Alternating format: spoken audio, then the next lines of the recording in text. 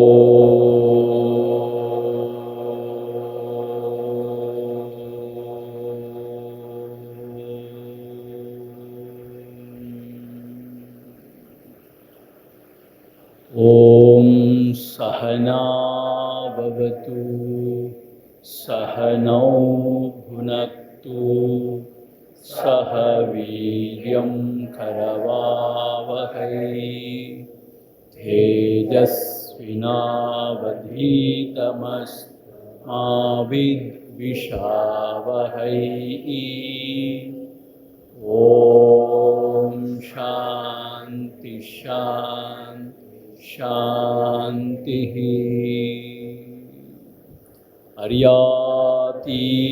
अर्यातीतरसीवर भगवारिसगुगैल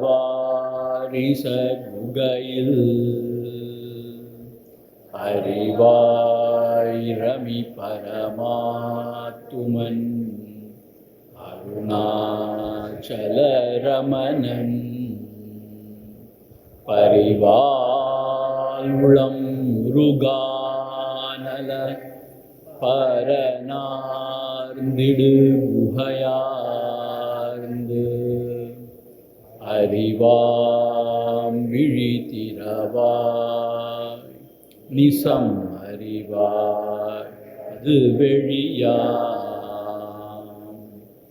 அண்ணாமலையா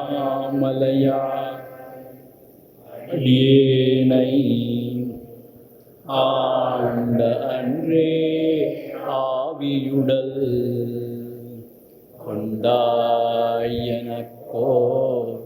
குறையுண்டோ குறையும் குணமும் நீ அல்லால் என்னேன் இவற்றை என்னுயிரே எண்ணம் எதுவோ அது செய்வாய் கண்ணே உந்தன் கழலினையில் காதற் பெருக்கே தருவாயே கண்ணே உந்தன் கழலினையில் காதற் பெருக்கே தருவாயே.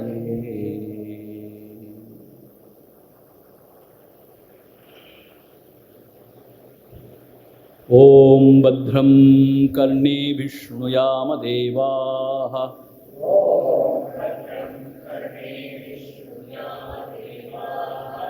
भद्रं पश्येमाक्षभिर्यजत्राः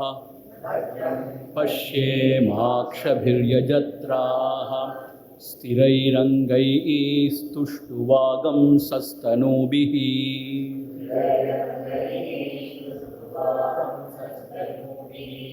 व्यशेम देवहितं यदायुः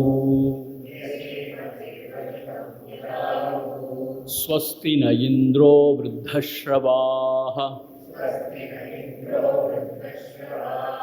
स्वस्ति न पूषा विश्ववेदाः स्वस्ति नस्तार्क्ष्यो अरिष्ठनेमिः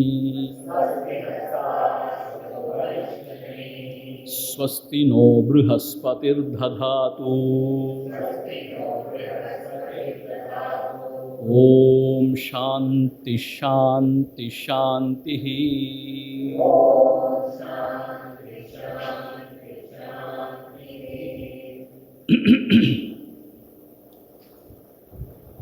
ஆக கார்கியன் என்று சொல்லக்கூடியவன், அதாவது சூரிய வம்சத்தை சேர்ந்தவன், சூரியனுடைய பேரன்.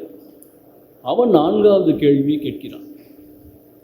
என்ன கேள்வி அது? ரொம்ப ரொம்ப சுவாரஸ்யமான கேள்வி. அதாவது இந்த விழிப்பு நிலையை பற்றி அவன் கேட்கலாம். இந்த ஜீவன் அனுபவிக்கின்ற இந்த கனவு நிலையை பற்றியும் ஆழ்ந்த உறக்க நிலையை பற்றியும் கேள்வி கேட்கிறான். இந்த ஆழ்ந்த நித்ரையில் இந்த புருஷனிடம் உள்ள எந்த எந்த தேவதைகள் அந்த ஃபேக்கல்டிஸ், இந்திரியங்கள், இவையெல்லாம் உறங்குகின்றன, உறங்கப் போகின்றன. அப்படி உறங்கப் போனாலும் ஏதாவது விழித்திருக்கிறதா? யார் கனவு காண்கிறார்கள்? எவன் கனவு காண்கிறான்? அந்த ஆழ்ந்த நித்திரையிலே யார் இன்பத்தை அனுபவிப்பது? இன்பத்தை அனுபவிப்பவன் எவன்?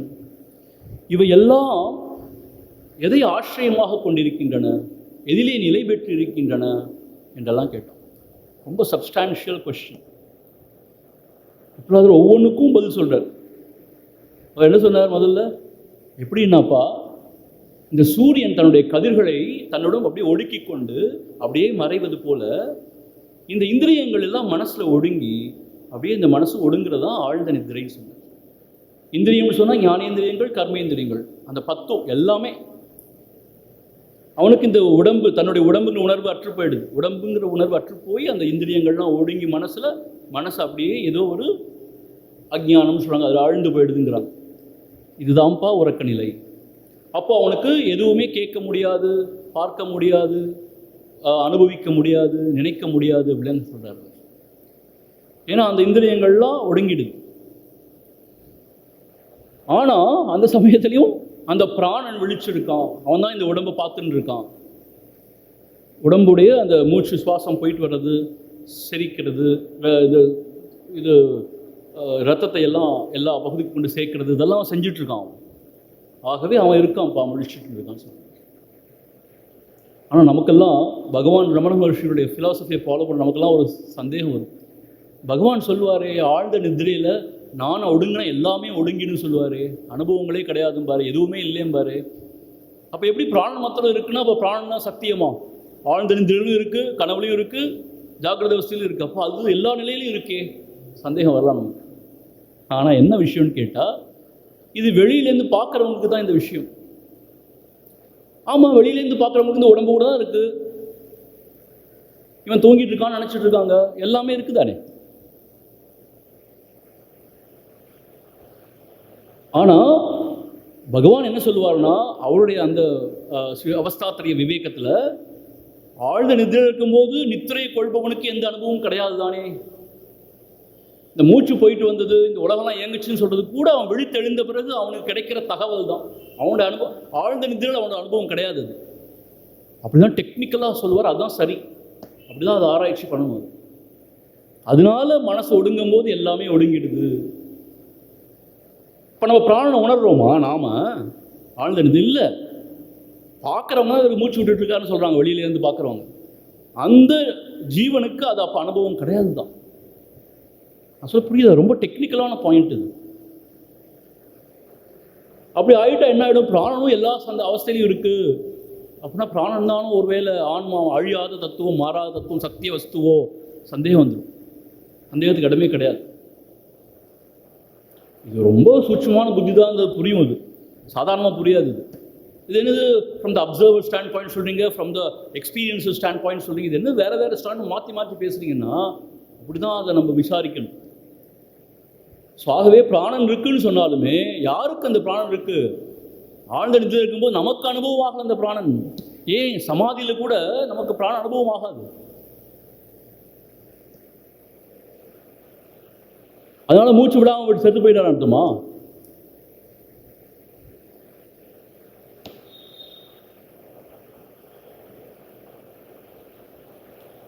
ஆக அந்த பிராணன் மாத்திரம் விழித்து இருக்கு அப்படிங்கிறது. அப்புறம் அந்த காலத்தில் உள்ள அந்த ஹவன் யாக யக்னாதிகளுடைய கம்பேர் பண்ணி இந்த பஞ்ச பிராணனை என்னென்னு ஒப்பிட்டு சொல்கிறாரு. அது வந்து உபாசனை சம்பந்தமானது.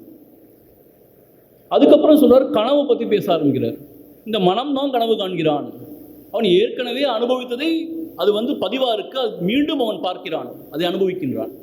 எதையெல்லாம் பார்த்தானோ, எதெல்லாம் கேட்டானோ, எதையெல்லாம் அனுபவித்தானோ, எங்கெல்லாம் அனுபவிச்சானோ அதெல்லாம் மனசுல பதிவாக இருக்கு. எதையும் அப்படி ஈஸியாக அழிச்சிட முடியாது. எல்லாம் பதிவாக இருக்கு, உட்காந்துருக்கு.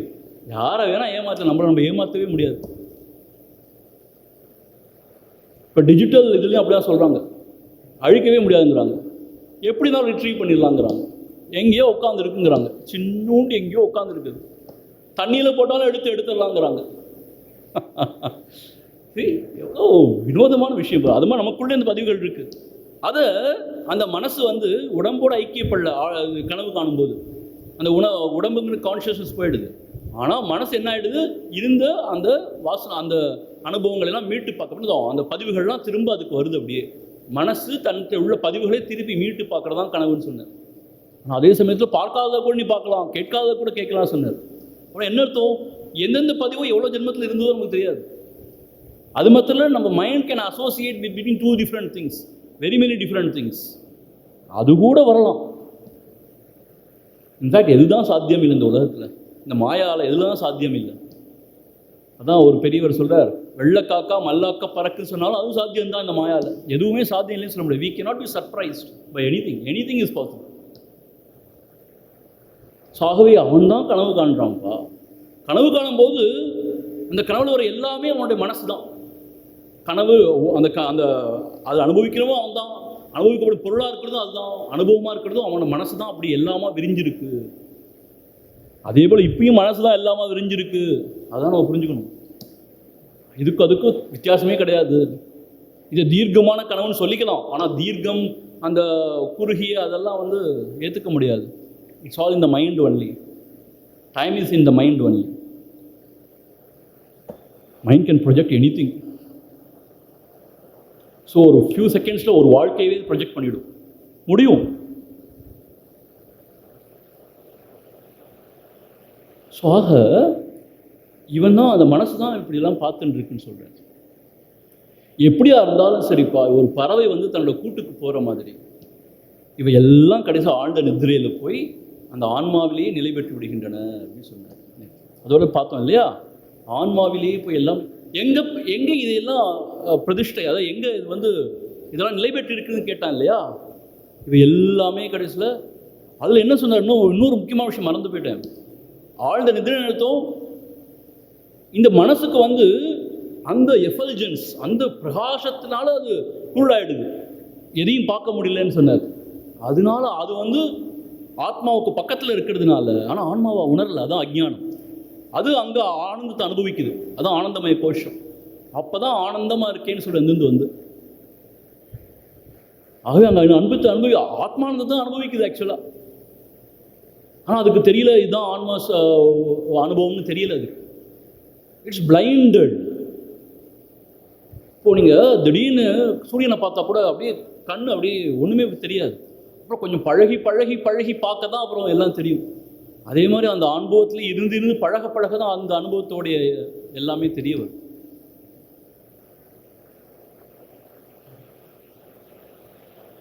So it is blinded by the effulgence of the consciousness. ஆக அஜ்ஞானம்னா இருட்டுன்னா சொன்னால் ஏதோ இருட்டுக்குள்ளே போக நினச்சிக்காதீங்க. இந்த இருட்டு வெளிச்சம் எல்லாம் இது ஒன்லி விவகாரத்தில் பேசுகிறது தான். அங்கே கூட எஃபல்ஜன்ஸ்னால் என்னன்னு கேட்டால் அது எல்லாத்தையும் அறிவுறுத்துகிற அறிவாக இருக்குங்கிறது தான் அந்த விஷயம். அந்த அறிவு தான் இங்கே வெளிச்சம் பிரகாஷம்னு சொல்கிறாங்க.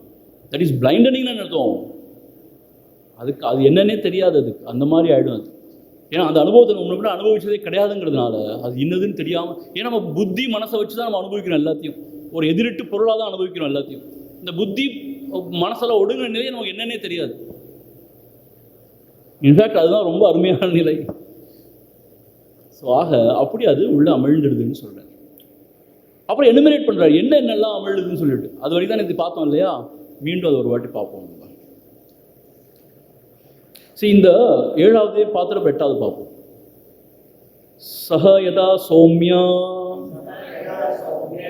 வயாம்சி வாசே விருக்ஷம் சம்பிரதிஷ்டந்தே. வாசோ விருக்ஷம் ஏவம் ஹவை தத் சர்வம் பர ஆத்மனி சம்பிரதிஷ்டதே. அதாவது இந்த பறவைகள்லாம் வந்து மாலை ஆன உடனே கூட்டுக்கு போகிறதுங்கிற அந்த ஓமானத்தில் ரொம்ப அருமையான ஒரு விஷயம் என்னன்னு கேட்டால், போன பிறகு கொஞ்ச நேரம் திருப்பி எல்லாம் காலையில் ஆன உடனே எழுந்து வந்துடுது. அதுபோல் இந்த புலன்கள், இந்த மனசெல்லாம் ஒடுங்கி இருக்கு ஆன்மாக்குள்ள. ஆத்மனி சம்பிரதிஷ்டதே. அப்புறம் பிராரப்த வஷாத், பிராரப்த கர்மம் என்ன செய்யணும், விடாது. அப்படி திரும்ப இதெல்லாம் வெளியில் வந்து ப்ளஸ் இந்த விவகாரத்தில் நாம் உழல ஆரம்பிச்சோம். யோசிச்சு பாருங்க, அப்படி பிராரப்த கர்மம் இல்லைன்னா அப்படியே போயிட்டோன்னு எடுத்துவோம். அப்படி விடாது, இயற்கை அப்படி விடாது. அவங்க திரும்ப உங்களை மீட்டு எடுத்து, ஏன்னா வாசனாதிகள்லாம் எக்ஸாஸ்ட் ஆனமே, விடாது. உள்ளே இருக்கிற புழு குடைஞ்சிட்டே இருக்கணுமே, அது வெளில வரணுமே. ஆகவே திரும்ப மீண்டும் அதே ஒரு ஜோரோட நம்ம இந்த உலகத்தில் இது பண்ணுறோம். இப்போ திருப்பி பதிவுகளை ஏற்படுத்திக்கிறோம், திருப்பி அதே தான் நடந்துகிட்டே இருக்கு, அனவரதம் நடந்துட்டு இருக்கு அப்படின்னு சொன்னார். ஸோ இப்போ என்னெல்லாம் போய் உள்ள அமிழுது அப்படின்னு பார்த்தா, பிருத்திவி மாத்ராச்ச, ஆபஹாச்ச ஆபோ மாத்ராச்ச, தேஜஹாச்ச தேஜோ மாத்ராச்ச, வாயுஷ்ச வாயு மாத்ராச்ச, ஆகாஷஸ்ச ஆகாஷ மாத்ராச்ச, சக்ஷுஷ்ச द्रष्टव्यं च, श्रोत्रं च श्रोतव्यं च, घ्राणं च घ्रातव्यं च, रसश्च रसयितव्यं च, त्वक् च स्पर्शयितव्यं च, वाक् च वक्तव्यं च, हस्तौ च आदातव्यं च, उपस्थश्च आनन्दयितव्यं च, पायुश्च विसर्जयितव्यं च, पादौ च गन्तव्यं च, मनश्च मन्तव्यं च, बुद्धिश्च बोद्धव्यं च, अहंकारश्च अहंकर्तव्यं च, चित्तंश्च चेतयितव्यं च, तेजश्च विद्योतयितव्यं च, प्राणश्च विधारयितव्यं च. ஸோ இந்த ஆழ்ந்த நிதிரை என்ன நடக்குது, இவை எல்லாமே ஒடுங்குது. என்ன ஃபஸ்ட்டு பஞ்சமகாபூதத்தை எடுத்துட்டார். ஏன்னா இந்த உலகத்தை பார்க்குறது பஞ்சமகாபூதம் தான் இப்படி விரிஞ்சிருக்கு, இந்த உடம்பாவாக இருக்குன்னு சொன்னோட அது வந்து பஞ்சீகரணம், கிராசிஃபை ஆகி. ஸோ அந்த பஞ்சமகாபூதங்கள் அது தன்மாத்திரான்னு அர்த்தம். அதனுடைய ஒரிஜினல் ஸ்டேட்டில் இருக்கிற தன்மாத்திரைன்னு சொல்லுவாங்க. அப்போ ஒரிஜினல் ஸ்டேட் என்னன்னு கேட்டால், ஒவ்வொரு பஞ்சபூதத்துக்கும் ஒரு குவாலிட்டி இருக்குது, ஒரு குணம் இருக்குது. ஏன்னா ஆகாஷம்னா சவுண்டு, ஒலி, ஆகாஷம். வாயுன்னு சொன்னால் ஸ்பர்ஷம், தொடு, அந்த ஒரு குவாலிட்டி இருக்குது. ஏன்னா அந்த வாயு தான் நமக்கு ஸ்பர்ஷத்துக்கு இதாக இருக்குது, உறுதுணையாக இருக்குது. அதே மாதிரி இது கண்கள், அது அக்னி, அது என்ன பார்க்கறதுக்கு. அப்புறம் ரசம், ரசத்துக்கு ஆதாரம் என்னன்னு கேட்டால் தண்ணீர் தான், அதுதான் ஆதாரம். தண்ணீர் நம்ம குடிக்கிற தண்ணீர் இல்லை, இது வந்து தன்மாத்திரை லெவலில் சொல்லுவோம். அது நல்லா புரிஞ்சுக்கணும். அதே மாதிரி ஸ்மெல், அதுக்கு மண் வாசனைன்னு சொல்கிறோம் இல்லையா, அது அந்த தன்மாத்திரையிலே இருக்குது. ஸோ அந்த புலன்கள் எதை அனுபவிக்கிறது கடைசியும் கேட்டால், அந்த பஞ்சபூத்தில் இருக்கிற அந்த குவாலிட்டிஸ் தான் அனுபவிக்கிறோம் நம்ம ஆக்சுவலாக இந்திரியங்களோட. ஸோ அந்த பஞ்சமகாபூதம், இந்திரியங்கள், ஞானேந்திரியங்கள், அது அனுபவிக்கின்ற எல்லா இந்திரிய விஷயங்கள், கர்மேந்திரியங்கள், அதோட சேஷ்டைகள், ஈடுபடுற சேஷ்டைகள், இவை எல்லாமே அதுதான் இங்கே சொல்கிறார், விரிவாக சொல்கிறார், விழாவாரியாக சொல்கிறார். அது எல்லாமே ஒடுங்கிடுது ஆழ்ந்த நிதிரையில். ஆனால் சுவாமி ஏதாவது ஊர்னா நமக்கு உடனே தெரிஞ்சிடுது. ஒரு கேள்வி வரும், ஏதாவது ஊருச்சுன்னு வச்சுக்கோங்களேன், எந்தெந்த வந்தானே அப்படின்னா, ஒன்று ஆழ்ந்த நிதிரை இல்லைன்னு சொல்லலாம், இல்லாட்டி அப்படி ஊழ்ந்தால் அது ஒரு என்ன சொல்கிறது, வாலண்டரி ஒரு ஆக்ஷன் மாதிரி எந்தெந்தரோன்னு சொல்லலாம். ஏதோ ஒரு ஜாக்கிரதா நம்ம எப்பயும் இருக்கும் ஆக்சுவலாக, டு ப்ரிசர்வ் அவர் செல்ஃப். அது ஒரு பயங்கரமான இன்ஸ்டிங் தெரியுமா உங்களுக்கு? தன்னை காத்து கொள்ளணுங்கிறது பயங்கர இன்ஸ்டிங். புழுப்பூச்சிலேருந்து அந்த இன்ஸ்டிங் நமக்கு இருக்குது. அது பயங்கரமான இன்ஸ்டிங் அது. ஸோ இது எல்லாமே ஒடுங்கிடுன்னு சொல்கிறார். அது மாதிரி உள்ள அந்த கரணம் ரொம்ப அழகாக சொல்லியிருக்காரு பாருங்களேன். மனச்ச மந்தவ்யம் ச, மனம் அது அதோடைய உணர்ச்சிகள், சிந்தனைகள், மந்தவ்யம் நினைக்கின்ற நினைப்புகள், புத்தி அதனுடைய அந்த சிந்தனைகள், அது அறிகின்ற விஷயங்கள், அதெல்லாம்.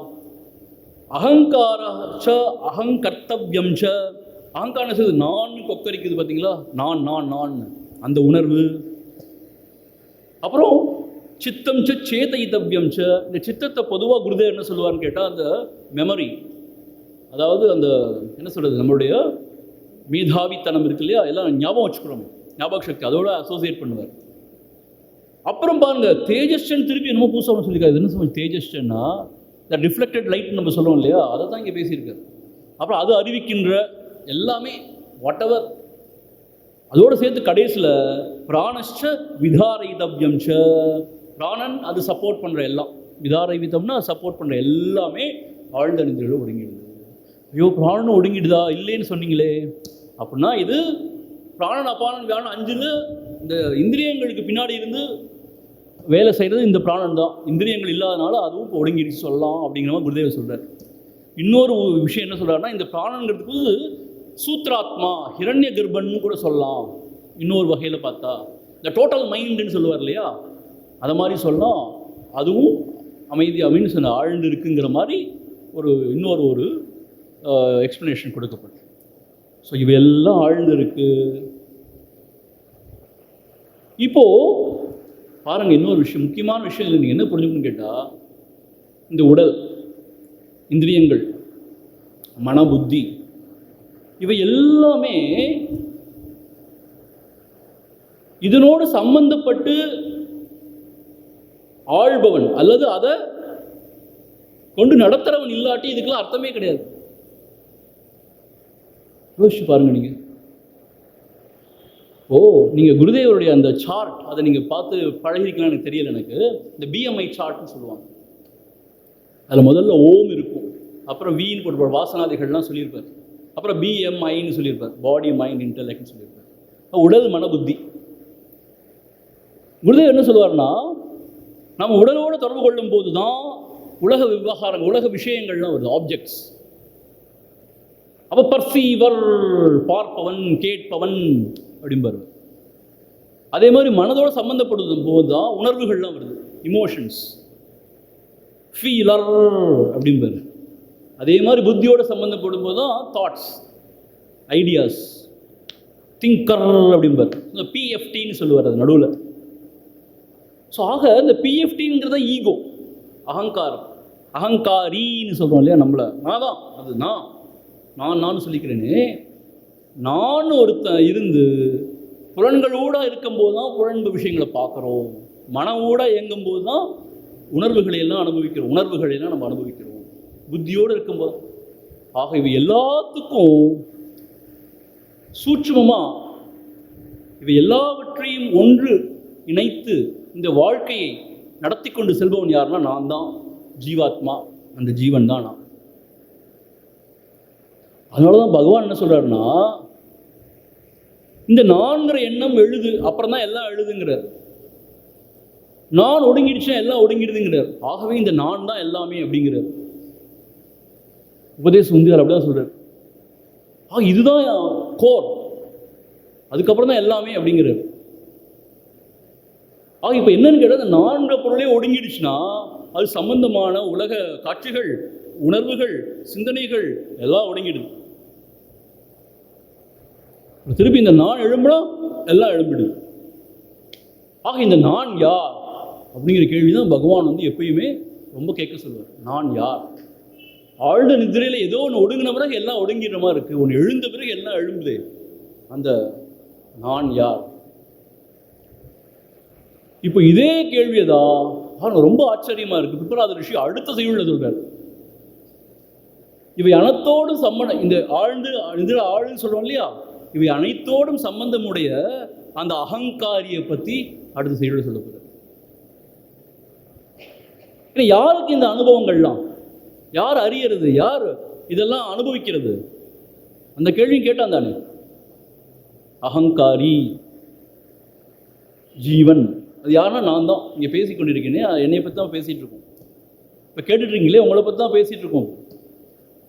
இது யாரையோ பற்றி பேசலை. யார் அவன் அப்படின்னு கேட்டா, ஏஷஹி திரஷ்டா ஸ்பிரஷ்டா ஸ்ரோதா கிராதா ரசயிதா மந்தா போத்தா கர்த்தா விஜ்ஞானாத்மா புருஷः स परे अक्षर आत्मनि संप्रतिष्ठते ஏஷ ஹி திரஷ்டா. இவன் தான் திரஷ்டா. திரஷ்டான பார்ப்பவன். யாரு? அந்த கண்களோடு ஐக்கியப்பட்டு அந்த இந்திரியத்தோடு எவன் ஐக்கியப்பட்டிருக்கானோ அவன் பார்ப்பவன். அது யாரு? நான் தான். ஸ்பிரஷ்டா தொடு உணர்வுகளை அனுபவிப்பவன் யாரு? அந்த தோல்ன்ற இந்திரியத்தோடு சம்பந்தப்பட்டவன். பாருங்க, அதாவது எப்படின்னா அந்த ஆன்ம சைத்தன்யம் தான் மனம்ங்கிற அந்த ஒரு குட்டையில் அது பிரதிபலிக்கும் பொழுது அது நான் எழும்புது. அது என்ன செய்து? உடம்பு மன புத்தியோடு ஐடென்டிஃபை பண்ணிக்கொண்டு இந்த உலக விஷயங்களை உணர்வுகளை எல்லாம் அனுபவிக்குது. அதுதான் இங்கே ரொம்ப அழகாக சொல்கிறாருங்க. ஏஷஹி திரஷ்டா, அவன் தான் திரஷ்டா பார்ப்பவனாகவும், ஸ்பிரஷ்டா தொடு விஷயங்களை அனுபவிப்பவனாகவும், ஸ்ரோதா கேட்பவனாகவும், ஏன் காதுங்கிற இந்திரியத்தோடு ஐக்கியப்பட்டிருக்கான். கிராதா நுகர்பவனாகவும், ரசயிதா அந்த பேஸ்ட் ருசியெல்லாம் அனுபவிப்பவனாகவும், மந்தா சிந்திப்பவனாகவும், உணர்வுகள் அதெல்லாம் சிந்திப்பவனாக அந்த எண்ணங்களை எல்லாம் அனுபவிப்பவனாகவும், போத்தா அறிபவனாகவும், கர்த்தா செய்பவனாகவும். நான் தான் செய்கிறேன் இல்லையா? கர்த்தா விஜ்ஞானாத்மா புருஷா, எனக்கு எல்லாம் தெரியும், நீங்கள் ஒன்றும் சொல்ல வேண்டாம். விஜ்ஞானாத்மா எனக்கு தெரியும் தெரியும்னு சொல்ல யார் சொல்கிறா? இந்த ஜீவன் தான் சொல்கிறான். விஞ்ஞானமய கோஷத்தோடு ஐடென்டிஃபை பண்ணிட்டு எனக்கு எல்லாம் தெரியுங்கிறோம். இந்த உலகத்தில் எவ்வளவு பாமரனாக இருந்தாலும் அடைய முட்டாள்னு சொன்னால் ரொம்ப கோவம். எல்லாருக்கும் நினைப்பு நம்ம புத்திசாலி தான். நான் படிக்காட்டியே நான் பதிக்காத மேதையாக்கும். ஏன்னா நம்மளுடைய உண்மையான ஸ்வரூபமே அறிவு தான். அறிவுக்கு புறம்போ உன்னை முட்டாள்னு சொன்னால் எல்லாரும் கோவம் வந்துடுது. ஆனால் அந்த அறிவு அறிவீனம் ரெண்டையுமே ஒளிர்விக்கின்ற அறிவு. அது அஞ்ஞானத்தையும் ஞானத்தையும் ஒளிர்விக்கின்ற அறிவு. அது வேற சமாச்சாரம் இருந்தாலும் சொல்றேன். ஆக விஞ்ஞானாத்மா புருஷா, இந்த விஞ்ஞானாத்மா புருஷனை யாரை சொல்றார்? நான் சொல்றேனே, இந்த அகங்காரி கொக்கரிக்கிறேனே அவன். சஹா பரே அக்ஷர ஆத்மனி சம்பிரதிஷ்டதே, அவன் எங்க நிலை பெற்று இருக்கான்னு கேட்டா, பரே அந்த சுப்ரீம், அதுக்கு மேல உயர்வ ஒண்ணும் இல்லைன்னு சொல்ற அக்ஷர அழியாத ஆத்மனி ஆன்மாவிலே சம்பிரதிஷ்டதே பொருந்தி இருக்கிறான். அர்த்தம் அந்த ஆன்ம தத்துவம் ஆன்மஸ்வரூபம் இல்லாட்டி அவன் கிடையாது. ஏன்னா ஆன்ம தத்துவம் தான் மனதில் அப்படி பிரதிபலிக்குது. அவனா யாரா? நான் சொல்லிக்கொண்டு.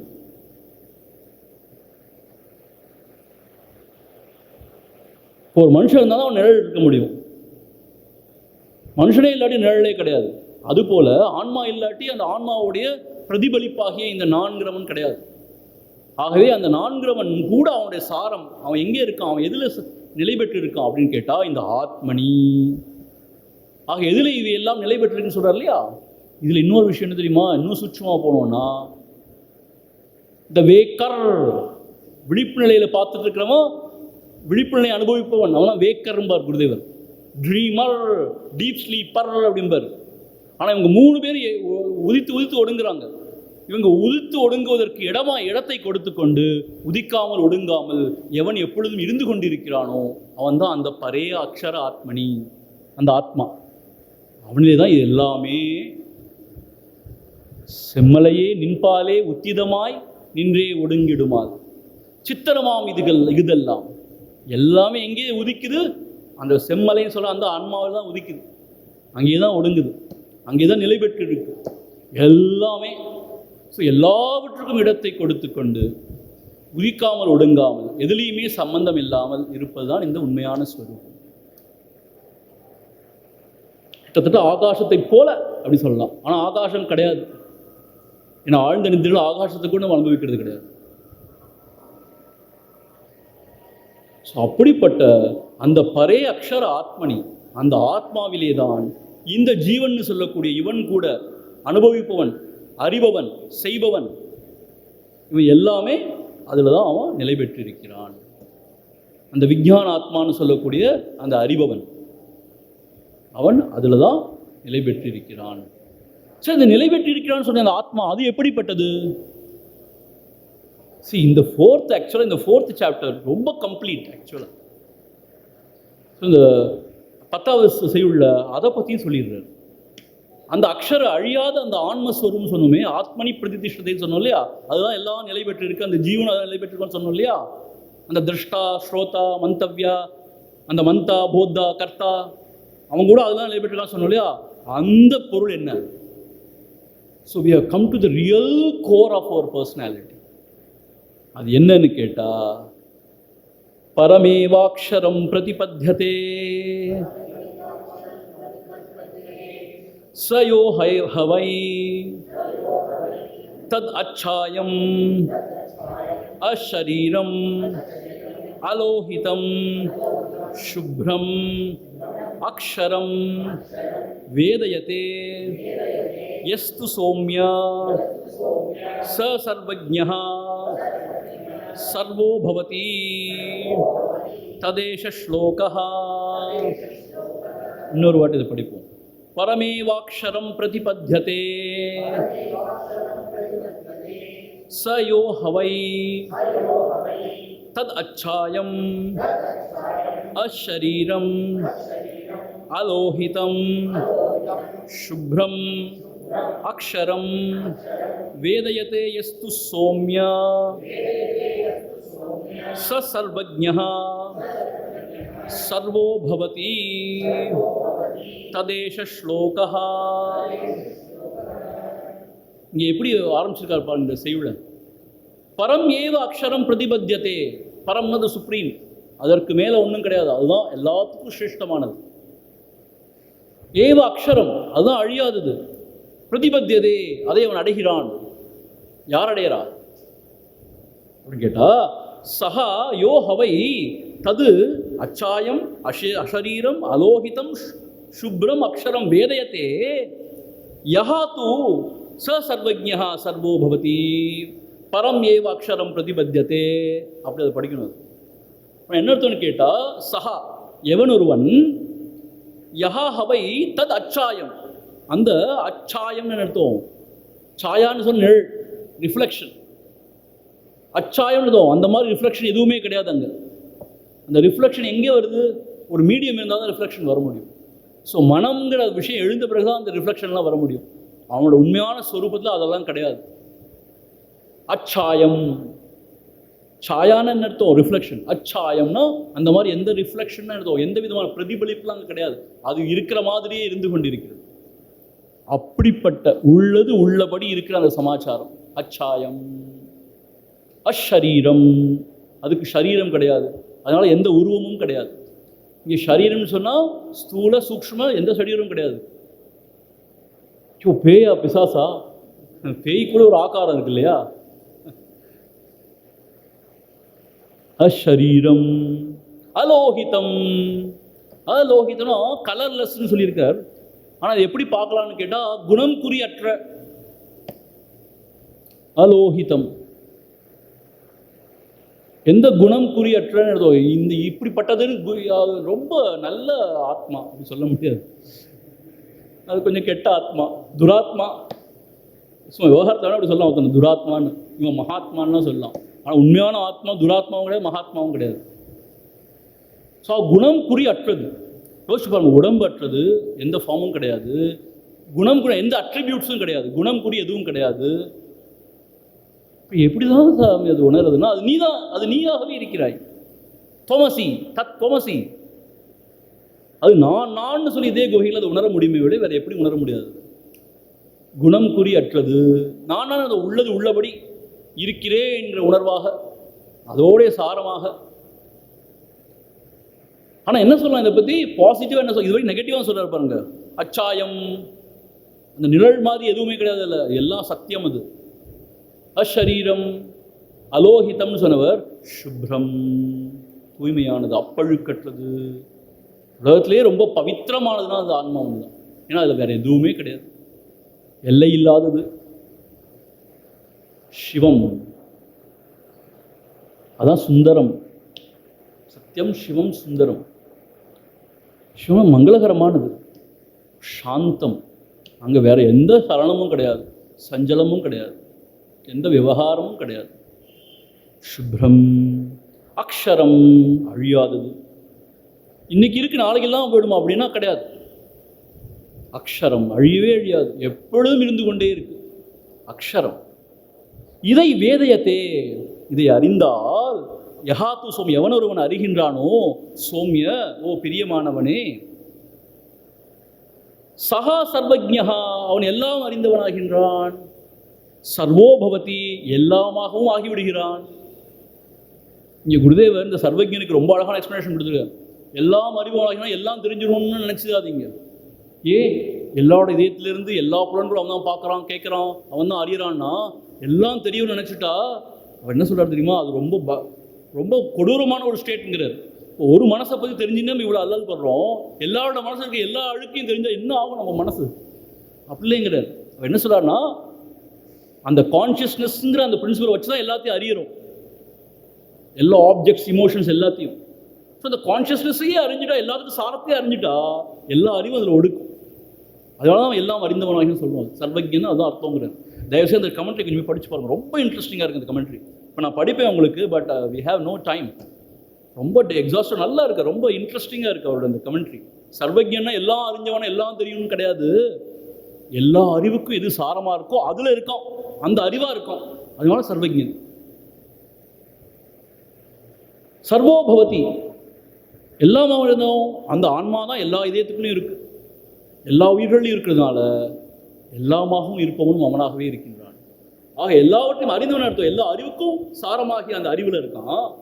எல்லா உயிர்களையும் சாரமாக இருக்கிற ஆன்மாவாக இருக்கிறதுனால எல்லாமாகவும் இருக்கிறான், எல்லாமாகவும் இருக்கிறான். சர்வஹா பவதி அப்படின்னு சொல்கிறேன். ஸோ இதுதான் அந்த பரம்பொருள். ஸோ அது ஏற்ப சொல்லப்பட்டிருக்கு. அச்சாயம், அஷரீரம், அலோகிதம், உடல் குணம் குறி அற்றது, சுப்ரம், தூய்மையானது, அக்ஷரம், அழியாதது, எந்த காலத்திலும் அழியாதது, எவ்வளவு நியூக்ளியர் பாம்பு போட்டாலும் அழியாது, என்ன செஞ்சாலும் அழியாதது. அப்படி ஒன்று இருக்கா? இருக்கு. அதுதான் நீ, உன்னுடைய ஸ்வரூபம். இதை அறிந்தாய் என்று சொன்னான் சர்வஜ்ஞா, அவன் எல்லாம் அறிந்தவனாகின்றான், எல்லா அறிவுக்கும் மூலமாகி அந்த அறிவிலே நிலை பெற்றிருக்கின்றான். அதான் அர்த்தம். அந்த அறிவுங்கிறத வச்சு தான் எல்லா அறிவுமே ஏற்படுது. எல்லா அறிவும் எல்லா சமயத்திலும் எல்லா இந்திரியங்களும் ஏற்படுறதுக்கு அந்த அறிவு தான் காரணம். அதான் சர்வஜனாயிருக்கான். எல்லாமாகவும் ஆகிறான்னு என்ன அர்த்தம்னா, எல்லா உயிருக்குள்ள இருக்க அந்த ஆத்மா தான், அது ஒரே பொருள் தான். சூத்திரே மணிகனாய்வு, அதனால அப்படி ஆயிடுறான் என்று இதெல்லாம் சொல்கிறாங்க. சொல்லிட்டு நம்ம பார்த்தோன்னா, இது மந்திர உபனிஷத்து, இது பிராமண உபனிஷத்து பார்த்தோம் இல்லையா? அதுக்கு மந்திர உபனிஷத்துலேருந்து ஒரு கோட் பண்ணுறாரு, ததேஷ ஸ்லோகா. இப்படி கூட இன்னொரு உபனிஷத்தில் ஒரு ஸ்லோகம் இருக்கு அப்படின்னு சொல்லிட்டு அந்த ஸ்லோகத்தை கோட் பண்ணுறாரு. விஜ்ஞானாத்மா சஹ தேவைஷ்ச சர்வைஹி பிராணாபூதானி சம்பிரதிஷ்டந்தி யத்ர தத் அக்ஷரம் வேதயதே யஹ து சௌம்ய ச சர்வஜ்ஞः சர்வம் ஏவ அவிவேஷேதே அவிவேஷ இதி. என்ன சொல்றாருன்னா, அந்த ஸ்லோகம் என்னது, அந்த மந்திரம் என்ன சொல்லுதுன்னு கேட்டால், விஜ்ஞானாத்மா சஹ தேவைஷ்ச சர்வைஹி. இந்த விஜ்ஞானாத்மான்னு இருக்கானே யாரு? எல்லாம் அறிபவன். நான் அதை அறியறேன் இதை அறியறேன்னு சொல்கிற யார்? இந்த ஜீவன், இந்த அகங்காரி.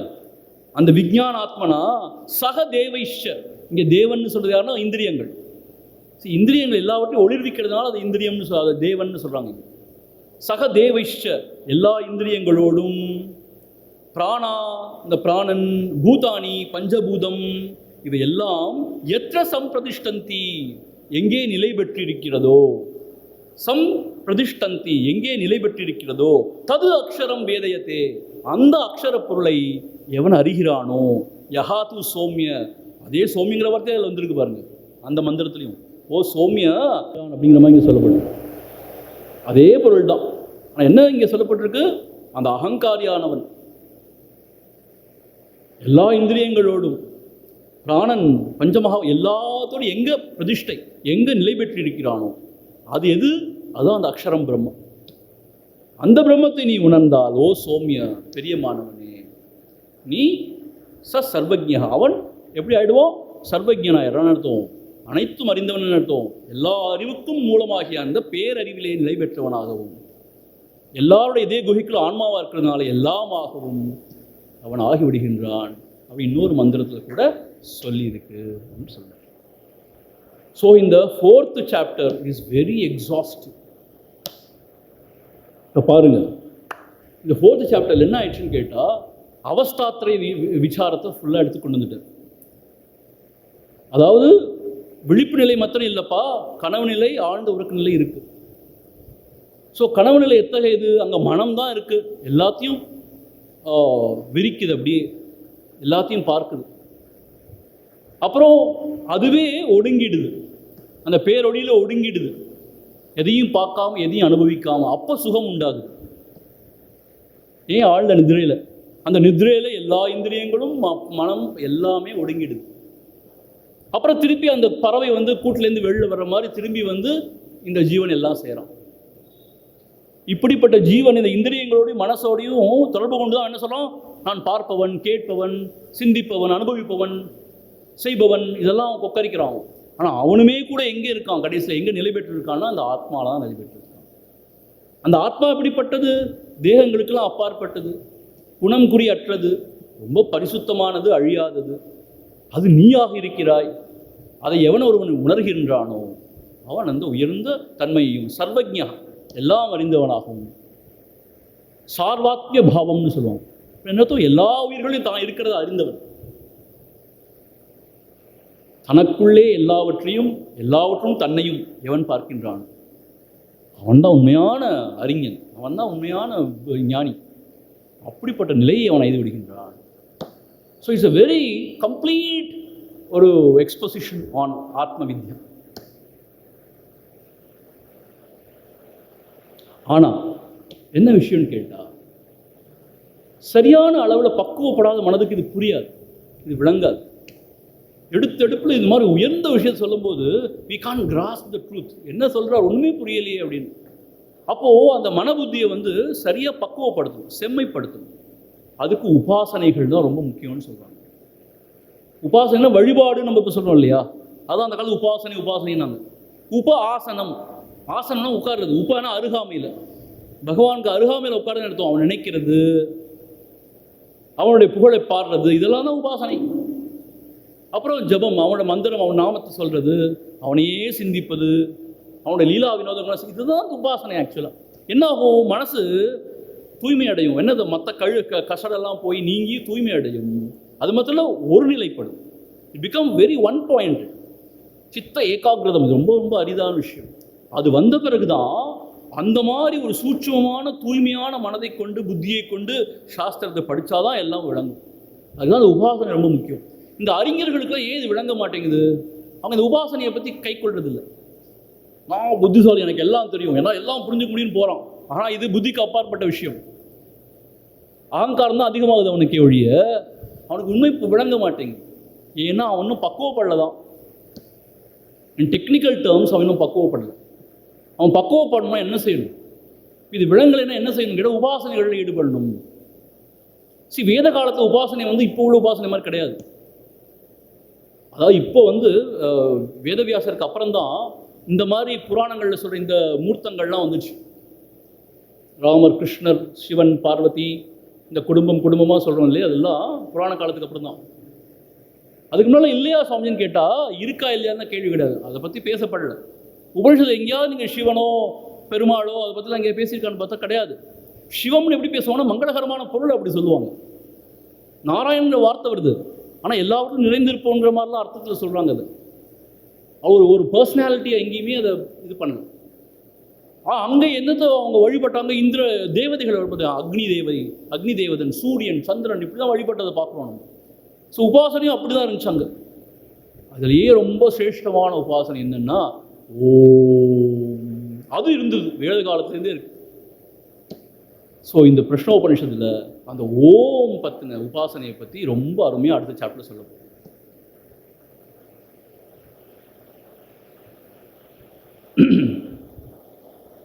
நம்ம ஏற்கனவே கதோபனிஷத்துலையும் படிச்சிருக்கோம் இல்லையா? என்ன படிச்சிருக்கோம்? தைத்திரிய கதோபனிஷத்துலையும் படிச்சிருக்கோம். ஆலம்பனம் ஸ்ரேஷ்டம், ஆலம்பனம் பரம், ஆலம்பனம் ஞாத்வா என்ன பிரம்மி பூய, அவ்வளோ அந்த பிரம்மநிலையை அடைகின்றான். மகியத்தை அங்கே திளைக்கின்றான். அப்படி படிச்சிருக்கோம் அது. ஸோ அப்படிப்பட்ட அந்த உயர்ந்த ஆலம்பன சப்போர்ட் டு த மைண்ட். ஓம் அப்படிங்கிற அந்த ஓம்ங்கிற அந்த சவுண்ட் சிம்பல், அதுதான் பகவானை பரம்பொருளை குறிக்கக்கூடியது. அதை பற்றின கேள்வியை அடுத்த சாப்டரில் கேட்கணும். யார் கேட்க போகிறா? யார் கேட்குறான்னா சத்தியகாமன் என்று சொல்லக்கூடிய ஒரு சீடன் பிப்பலாத ரிஷியை அருகி தன்னுடைய கேள்வி கேட்குறான். 5வது கேள்வி. இது எதை சம்பந்தமானது? ஓம் என்கின்ற உபாசனை சம்பந்தமானது. இதை பற்றி இப்போ விரிவாக இந்த சாப்டரில் சொல்ல போகிறேன். ஓகேயா? ஆனால் இங்கே என்னன்னு கேட்டால், இந்த ஓம் உபாசனை எப்படி பண்ணணுங்கிற மாதிரி அதிகமான குறிப்பு இங்கே வரல. ஆனால் இந்த மாதிரி எல்லாம் பண்ணால் இந்த மாதிரி பலன் கிடைக்கும் அப்படிங்கிற மாதிரிலாம் சொல்லியிருக்கு. ஆனால் பார்ப்போம், அதை ஒவ்வொன்றா பார்க்க we will understand. இப்போ 5வது சாப்டர் இல்லையா? அத ஹைனம் ஷைப்யஹ சத்யகாமஹ பப்ரச்ச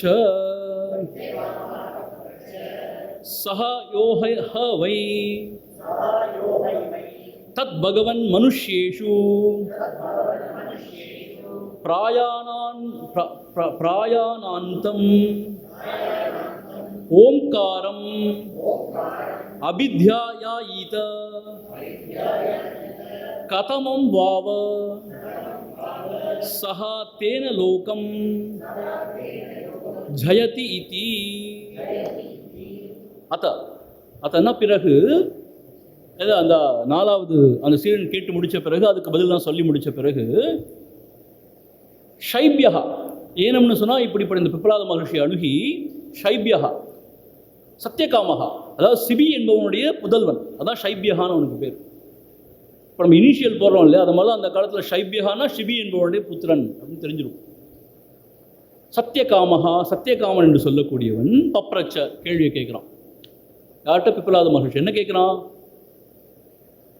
ஹே பகவன், சஹா யோகவை மனுஷியேஷு பிராயானாந்தம், எவனொருவன் இந்த மானுட குலத்திலேயே எவனொருவன் தன்னுடைய மரண காலம் வரை, பிராயானாந்தம் என்ற மரண காலம் வரை ஓங்காரம் அபித்யாயாயித, ஓங்காரத்தை உபாசிக்கின்றானோ, தியானம் செய்கின்றானோ, கதமம் வாவ சக தேன லோகம் ஜெயதி இதி, அதனால் தேனனா அந்த சாதனையினால் கதமம் வாவ லோகம் ஜெயதி இதி, எந்த வகையான லோகத்தை அடைகின்றான், எந்த வகையான கதியை நிலையை அடைகின்றான். இங்கே லோகங்கிறது என்னன்னா கதி, எந்த வகையான நிலையை அடைகின்றான், அதை பற்றி நீங்கள் விரிவாக சொல்ல வேண்டும்.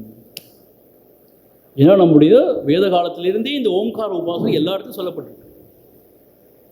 ஆ உ மா அப்படின்னு இந்த 3 ஒலி குறிப்பு சேர்ந்து தான் ஓம்னு சொல்லப்படும்.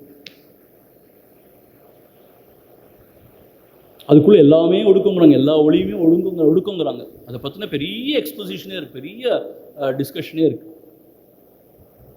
ஸோ அந்த ஓம்காரத்தை நல்லா தியானம் பண்ணோன்னா அப்படி திரும்ப திரும்ப சொல்லி அதில் மனசை வச்சுருந்தோன்னு சொன்னால் ரொம்ப நம்ம மனசை உயர்த்தி அந்த பரம்பொருளே சேர்த்துரும் அப்படின்னு சொல்கிறாங்க இல்லையா? அந்த உபாசனையை ஒரு சாதகன் தன்னுடைய மரண காலம் வரை செய்து வந்தான்னா அவன் எந்த வகையான லோகத்தை அடைகின்றான், எந்த வகையான கதியை அடைகின்றான், அதை பற்றி எனக்கு விரிவாக சொல்ல வேண்டும். நான் ஏற்கனவே சொன்னேன், ஓம் உபாசனை செய்யக்கூடாது, நீங்களாம் கிரகஸ்தர்கள், நீங்கள் வந்து மற்ற மந்திரத்தை சொல்லுங்கன்னு சில பேர்லாம் சொல்கிறாங்க. ஆனால் உபனிஷதே சொல்லியிருக்கு ஓம் உபாசனையை பற்றி. இப்போ நம்ம சாதகனாக இருந்தால் இதெல்லாம் நம்ம காதில் போட்டுக்கூடாது. கிரகஸ்தனாக வந்து ஓம் உபாசனை பண்ணால் எல்லாம் குழம்பி போயிடும். ஏற்கனவே குழம்பி தான் இருக்குது, பரவாயில்ல. இனி குழம்புறதுக்கு குழம்பு இல்லை, இனி தெளிகிறதுக்கு தான் இருக்குது. ஆக இப்படியெல்லாம் சில பேர் ரொம்ப அது ஏதாவது காரணம் இருக்கலாம் எனக்கு தெரியாது, அதில் ஏதாவது அர்த்தம் கூட இருக்கலாம் எனக்கு தெரியாது. But what I feel, Upanishad சொல்லியாச்சு, அப்படிப்பட்ட மகரிஷி சொல்லிட்டாருன்னு சொன்னால் அப்புறம் திரும்பி போய் நான் கிரகஸ்தன், எனக்கெல்லாம் சரி வருமா, உலகத்தில் ஏதோ குடும்பத்தில் ஏதாவது பிரச்சனை வந்துருமாலாம் என்ன அர்த்தம் அது? இந்த மகாபாரதம் அந்த இது வச்சா உடனே பெரிய சண்டை வந்துடும் வீட்டில். அது இல்லாட்டி மாத்திரம் ரொம்ப சௌக்கியமாக இருப்போமா வீட்டிலன்னு தெரியல. இதெல்லாம் பயங்கர மூடத்தனம் இதெல்லாம். ஆக ஓங்கிற உபாசனத்தை அவ்வளோ சொல்லப்பட்டிருக்குன்னா அது நல்ல உத்தமமானது, சிரேஷ்டமானது. சரியா? That is how I see it. But if some other acharya say something else, then maybe he may have his own reasons, I don't know. ஆக இது ரொம்ப அற்புதமான ஒரு உபாசனை. அதை பற்றி கேள்விக்கு இப்போ பதில் சொல்ல போகிறார். ரொம்ப இன்ட்ரெஸ்டிங் சாப்டர் இது. ஆனால் இது ஷார்ட் அண்ட் ஸ்வீட்டாக 7 ஒரு மந்திரம் தான் இருக்குதுல்ல, இந்த கேள்வியும் சேர்த்தே.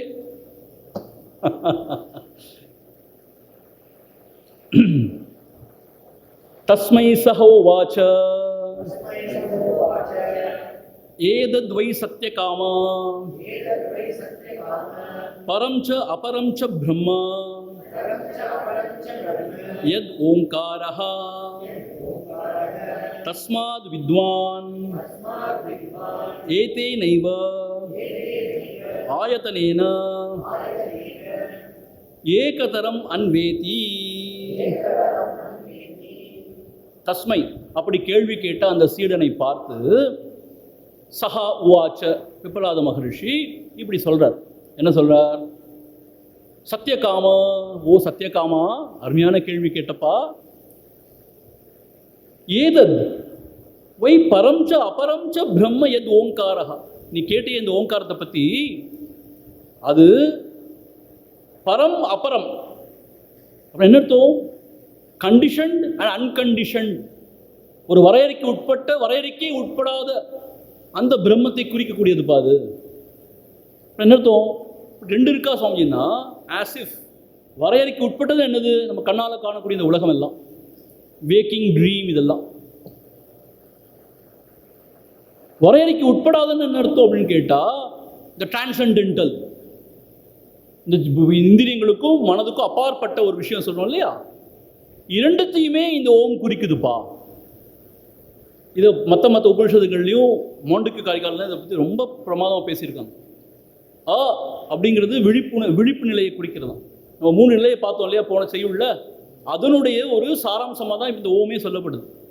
ஆங்கிறது விழிப்பு நிலையை குறிக்கக்கூடியது.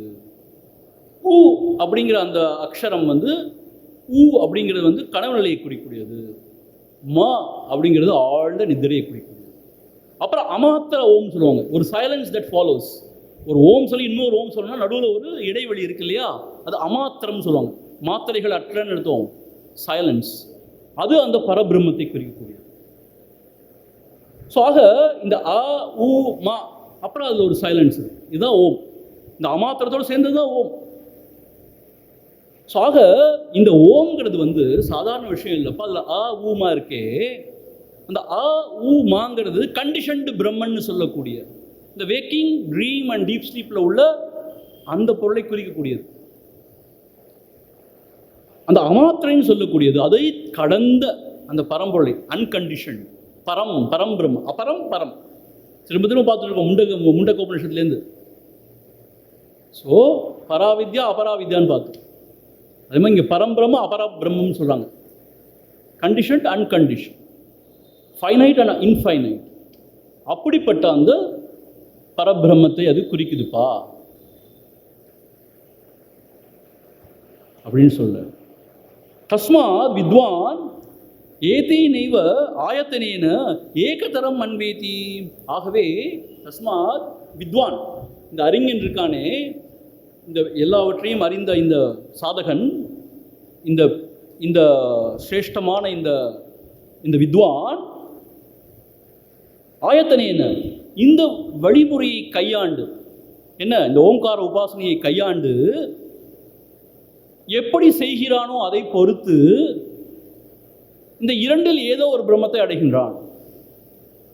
ஏகதரம் அன்வேதி, ஏகதரமா இதில் ஏதோ ஒன்றை, எது அபரம் பரம்னு சொன்னார் இல்லையா, அவன் எப்படி சாதனை செய்கிறானோ அதை பொறுத்து, எந்த பாவனையோடு செய்கிறானோ, எந்த புரிந்துணர்வோடு செய்கிறானோ, எப்படி சாதனை செய்கிறானோ அதை பொறுத்து அவன் இந்த அபரம் பிரம்மையோ பரம்பிரம்மத்தையோ அடைகின்றான் அப்படின்னு சொல்லப்பட்டு.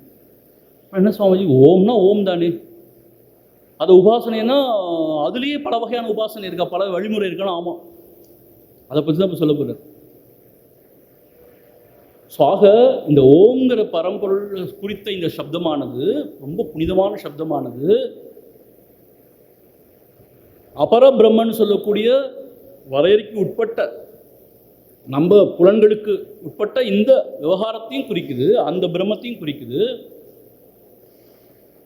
புலன்களுக்கு அதீதமான, மனதுக்கு அதீதமான அந்த பரபிரம்மத்தையும் குறிக்குது.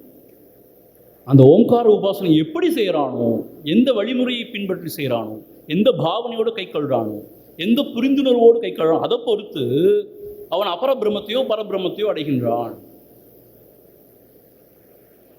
அப்படின்னு சொல்லிட்டு, எப்படி எப்படி அவன் அந்த உபாசனையை பண்ணால் என்ன மாதிரி லோகத்தை அடையிறான், என்ன கதியை அடையிறான் அப்படிங்கிறது அடுத்தடுத்த செயலில் சொல்லப்படுது.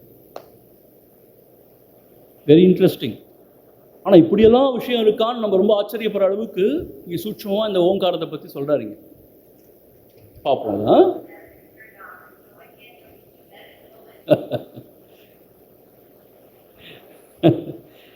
நானும் என்னோட ஃபோனை பார்க்குறேன், அதுலேருந்து இதை வந்துட போகுது.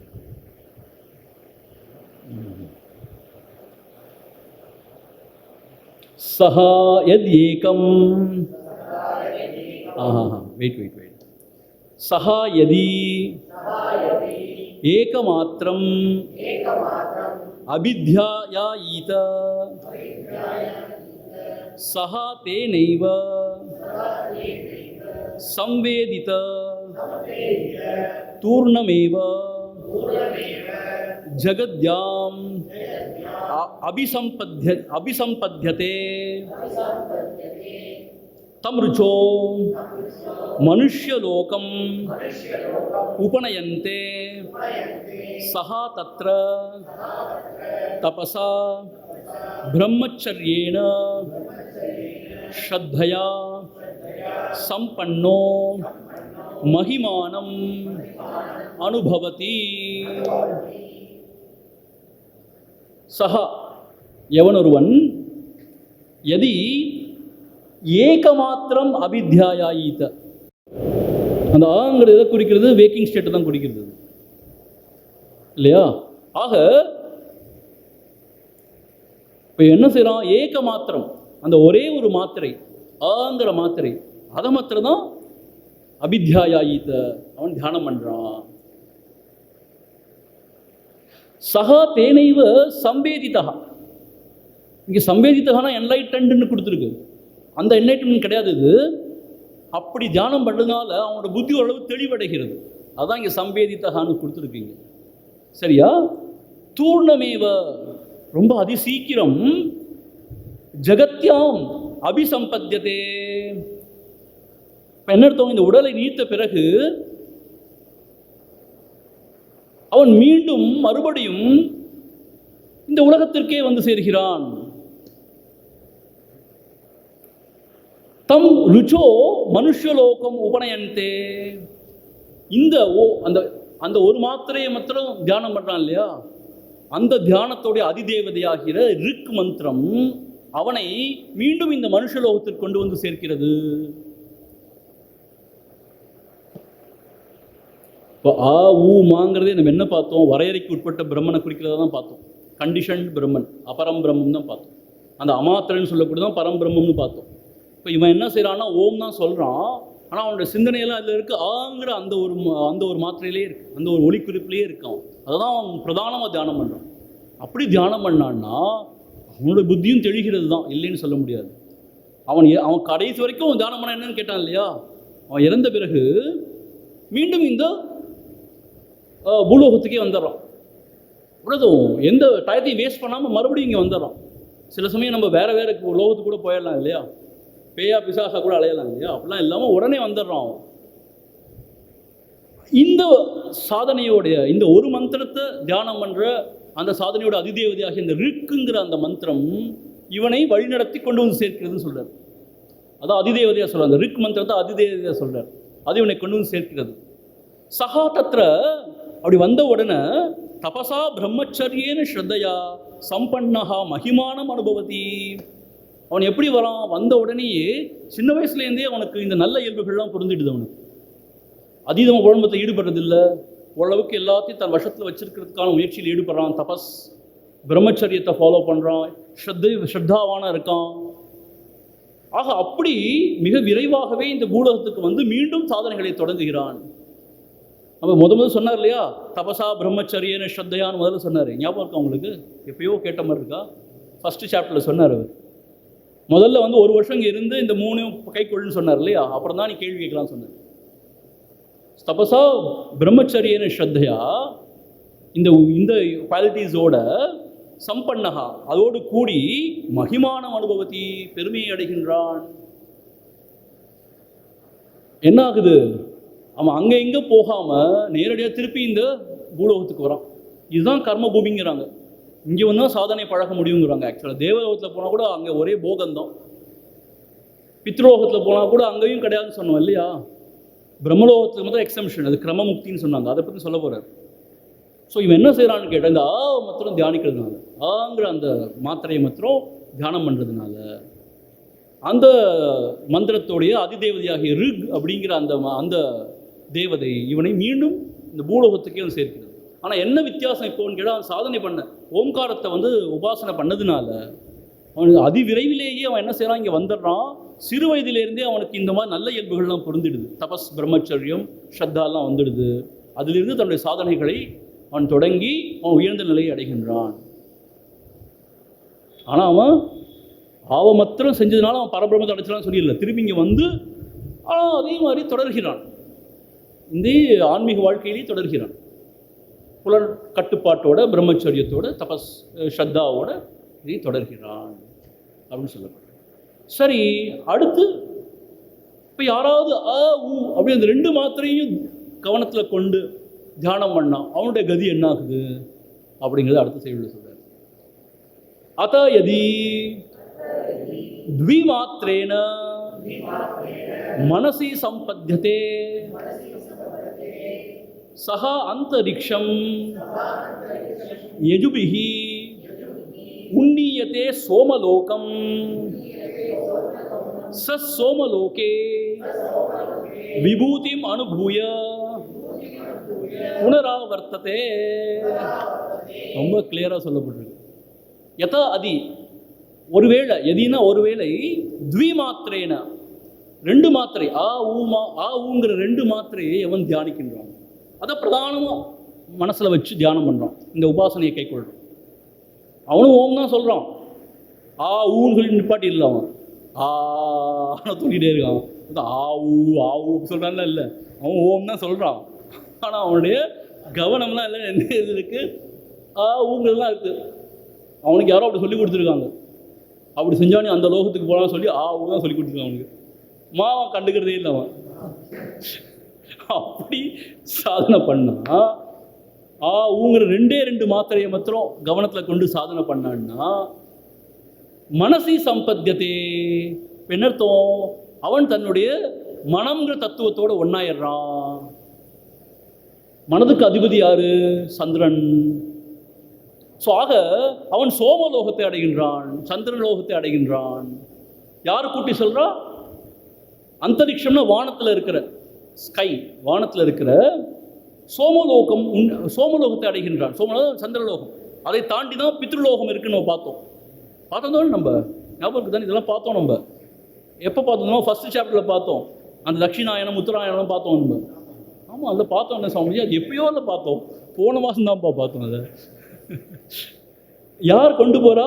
யஜுபிஹி உன்னீயத்தே. அதாவது இதுக்கு அதிதேவதை வந்து யஜுர் மந்திரம். யஜுர் ரிக்வேதம் சொன்ன இப்போ யஜுர்வேதம் சொல்கிறோம் இல்லையா, அதுக்கு தான் அதிதேவதை இந்த யஜுர்வேத மந்திரங்கள்.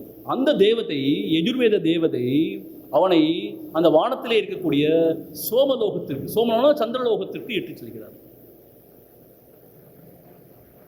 ஸோ அவன் மாத்திரம் தியானம் பண்ணவன் இங்கேயே வந்துடுறான். உடனே இவனுக்கு ஒரு எக்ஸ்ட்ரா ஒரு கன்செஷன் கிடைக்குது.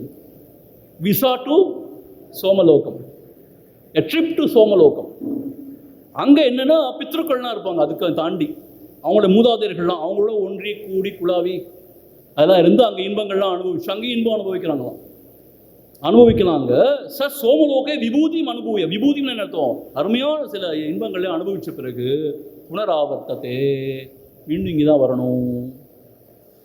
ஆனால் இங்கே வந்து அவன் அந்த ஓம்ன்ற சாதனை பண்ணதுனால அவன் நல்ல வாழ்க்கை தான் வாழ்வான். இங்கே ஒரு அசுரனாவோ இல்லை காட்டு மிராண்டியோ ஆகிட மாட்டான். ரொம்ப நல்ல வாழ்க்கை வாழ்வான், ஆன்மீக வாழ்க்கையை தான் தொடருவான். ஆனால் உடனே அந்த பரபிரம்மத்தை அடைஞ்சிருது இல்லை. அவன் என்ன செய்யறான், அங்கே போய் கொஞ்ச காலம் மூதாதையர்களோட, அதாவது பித்ருலோகத்தில் போய் இருந்துட்டு, அதான் சோமலோகம்னு சொல்கிறது. இப்போ நிறைய பேர் அங்கே போகணும் இங்கே போய் ஆசைப்படுறாங்க இல்லையா. நான் பூட்டான் போகணும், பூட்டான்லாம் பக்கத்தில் இருக்கு, அவன் பூட்டான் அது வேண்டாம், நான் யுஎஸ் போகணும், நான் வந்து செவ்வாய் கிரகத்துக்கு போகணும்னு சொல்கிறாங்க இல்லையா. இவனுக்கு என்ன ஆசை, அதை விட பெரிய ஆசை, எங்கள் தாத்தா பாட்டியெல்லாம் நான் பார்க்கணும், மூதாதையர்கள்லாம் பார்க்கணும்னா அதுக்கு வழி இருக்கு.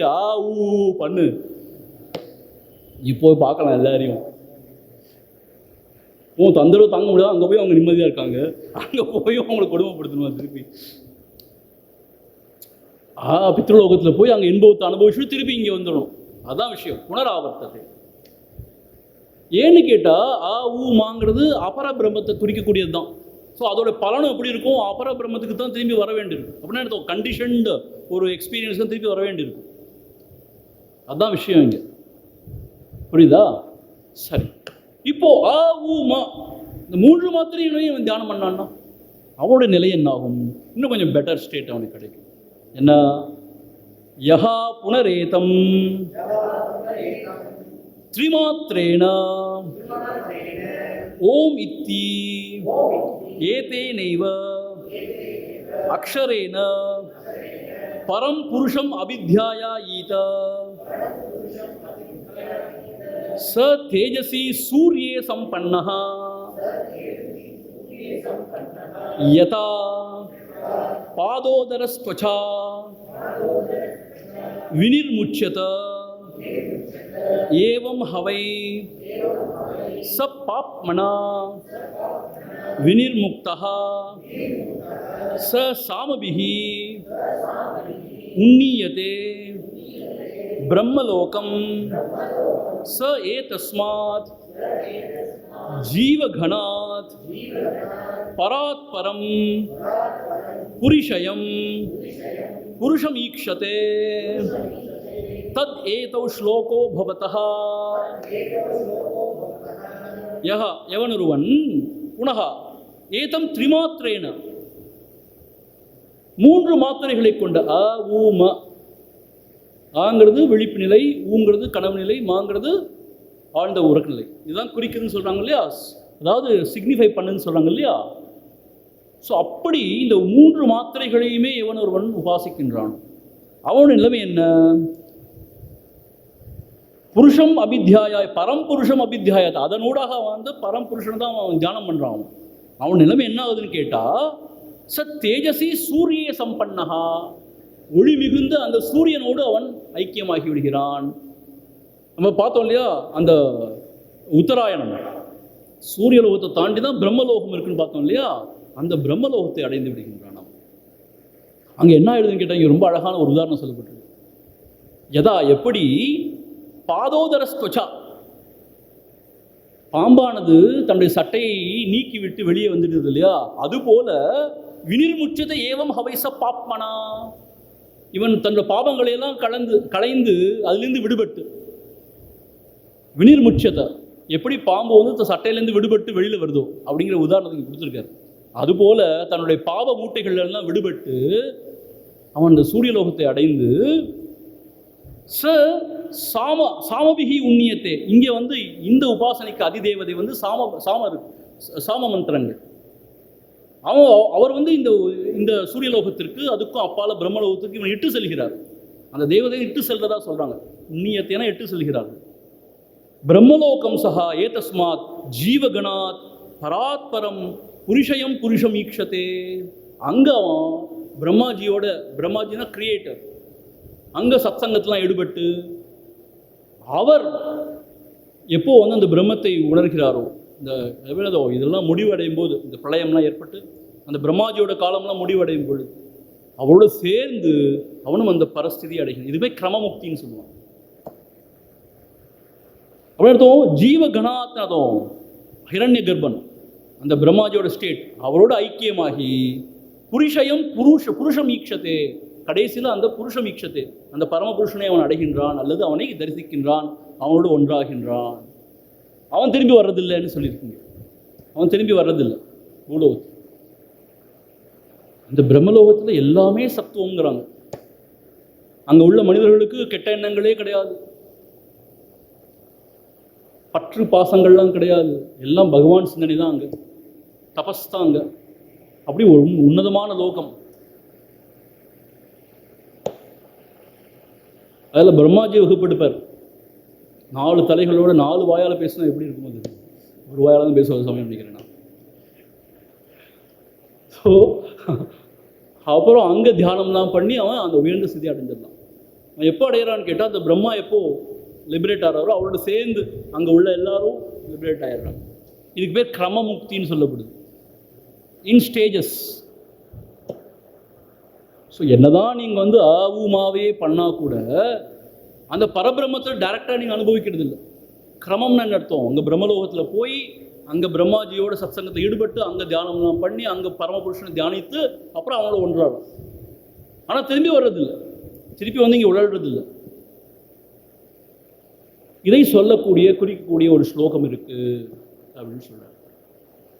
ஆனால் இதோட ஒரு எக்ஸ்டென்ஷனாக குருதேவர் என்ன சொல்கிறாருன்னா, இந்த அமாத்ரா ஓம்னு இருக்குது, அந்த சைலன்ஸ் இருக்குது பார்த்தீங்களா, ஓம் தொடர்ந்து வர்ற சைலன்ஸ், அதில் மனசை வச்சு அவன் பண்ணுறானோ அவன் அந்த டிரான்சென்டென்டல் ஸ்டேட் அர்த்தம். அந்த பரம் பிரம்மம்னு சொல்லுவாங்க, இது அபரம், இது பரம், அந்த நிலையை இங்கேயே அடைஞ்சிடுவானோ அவன் ஜீவன் முக்தன் ஆகிடுவான், பிரம்மனிஷ்டன் ஆகிடுவான். இங்கே சொல்லப்பட்டது என்ன சொல்லப்பட்டிருக்கு? அ உ ம அப்படிங்கிற அந்த 3 ஒளிக்குறிப்பு இருக்கு இல்லையா, அதை தியானம் பண்ணுறவனுடைய நிலையை இங்கே சொல்லப்பட்டிருக்கு. அதுக்கும் மேலே அந்த அ உ மாவை தாண்டி உள்ள அமாத்ரா ஓம்னு சொல்லக்கூடிய அந்த மோனம், அந்த சைலன்ஸ், அந்த பேரமைதியை எவன் அதில் மனசை நிலைநிறுத்துகிறானோ அவன் நாளடைவில் அந்த மௌனத்தோடைய ஒன்றாகி அந்த மௌனம் தான் தன்னுடைய ஸ்வரூபம் உணர்ந்து, அதுதான் எல்லாத்துக்கும் மூல காரணம் உணர்ந்து அதுவாகவே ஆகிவிடுகிறான். ஸோ ஆக ஓம்ங்கிறது சொல்லும்போது என்ன சொல்கிறாங்கன்னு கேட்டால், ஆவு மேலேயும் மனசை வச்சுருக்க சொல்கிறாங்க, அப்புறம் அந்த அமைதி வரும்போது அமைதியிலையும் மனசு வச்சுருக்க சொல்கிறாங்க. அப்படி தான் சொல்கிறாங்க பொதுவாக. ஆனால் அப்படிலாம் நான் செய்ய மாட்டேன். சில பேர் இருக்காங்க, ஓம் சொல்லும்போது போயிட்டே இருக்கும் முடியாமல். என்னாச்சு உங்களுக்கு போயிட்டுருக்குன்னா அவங்க இம்மம் மாத்திரம் தான் பண்ணுறாங்க. அவங்களுக்கு என்ன அர்த்தம்னா, ஒவ்வொரு விதமாக ஒவ்வொருத்தங்க ஓம் சொல்கிறாங்கப்பா. அவங்கவுங்களுடைய ஆச்சாரியர்கள் அவங்கவுங்களுடைய பரம்பரையில் எப்படி சொல்லிக் கொடுக்கப்பட்டிருக்கோ அப்படி தான் சொல்கிறாங்க. ஆக இது வந்து அபர பிரம்மங்கிறதுனால திரும்பி இங்கே வரதான் வேண்டியிருக்குங்கிற மாதிரி சொல்லப்பட்டிருக்கு. மேக்சிமம் பிரம்மலோகத்தில் போய் அங்கே முக்தி கிடைக்குது அப்படின்னா என்ன அர்த்தம்? கிரமமுக்தி தான் கிடைக்குது. ஆனால் அமாத்ரா ஓமில் எவன் தியானத்தை வைக்கிறானோ, மனதை வைக்கிறானோ, தியானம் பண்ணுறானோ, அவன் இங்கேயே பரம்பொருளிலேயே அவன் திளைக்கிறான் என்பதை நம்ம பார்க்கக்கூடியதாக இருக்குது. இதை பற்றி ஒரு ஸ்லோகம் இருக்குது. அது என்ன ஸ்லோகம்? திஸ்ரோ மாத்ரா மிருத்யுமத்யஹ பிரயுக்தாஹ அந்யோன்யசக்தாஹ அனவிப்ரயுக்தாஹ கிரியாசு பாஹ்ய அபியந்தர மத்தியமாசு சம்யக் பிரயுக்தாசு ந கம்பதே ஞஹா.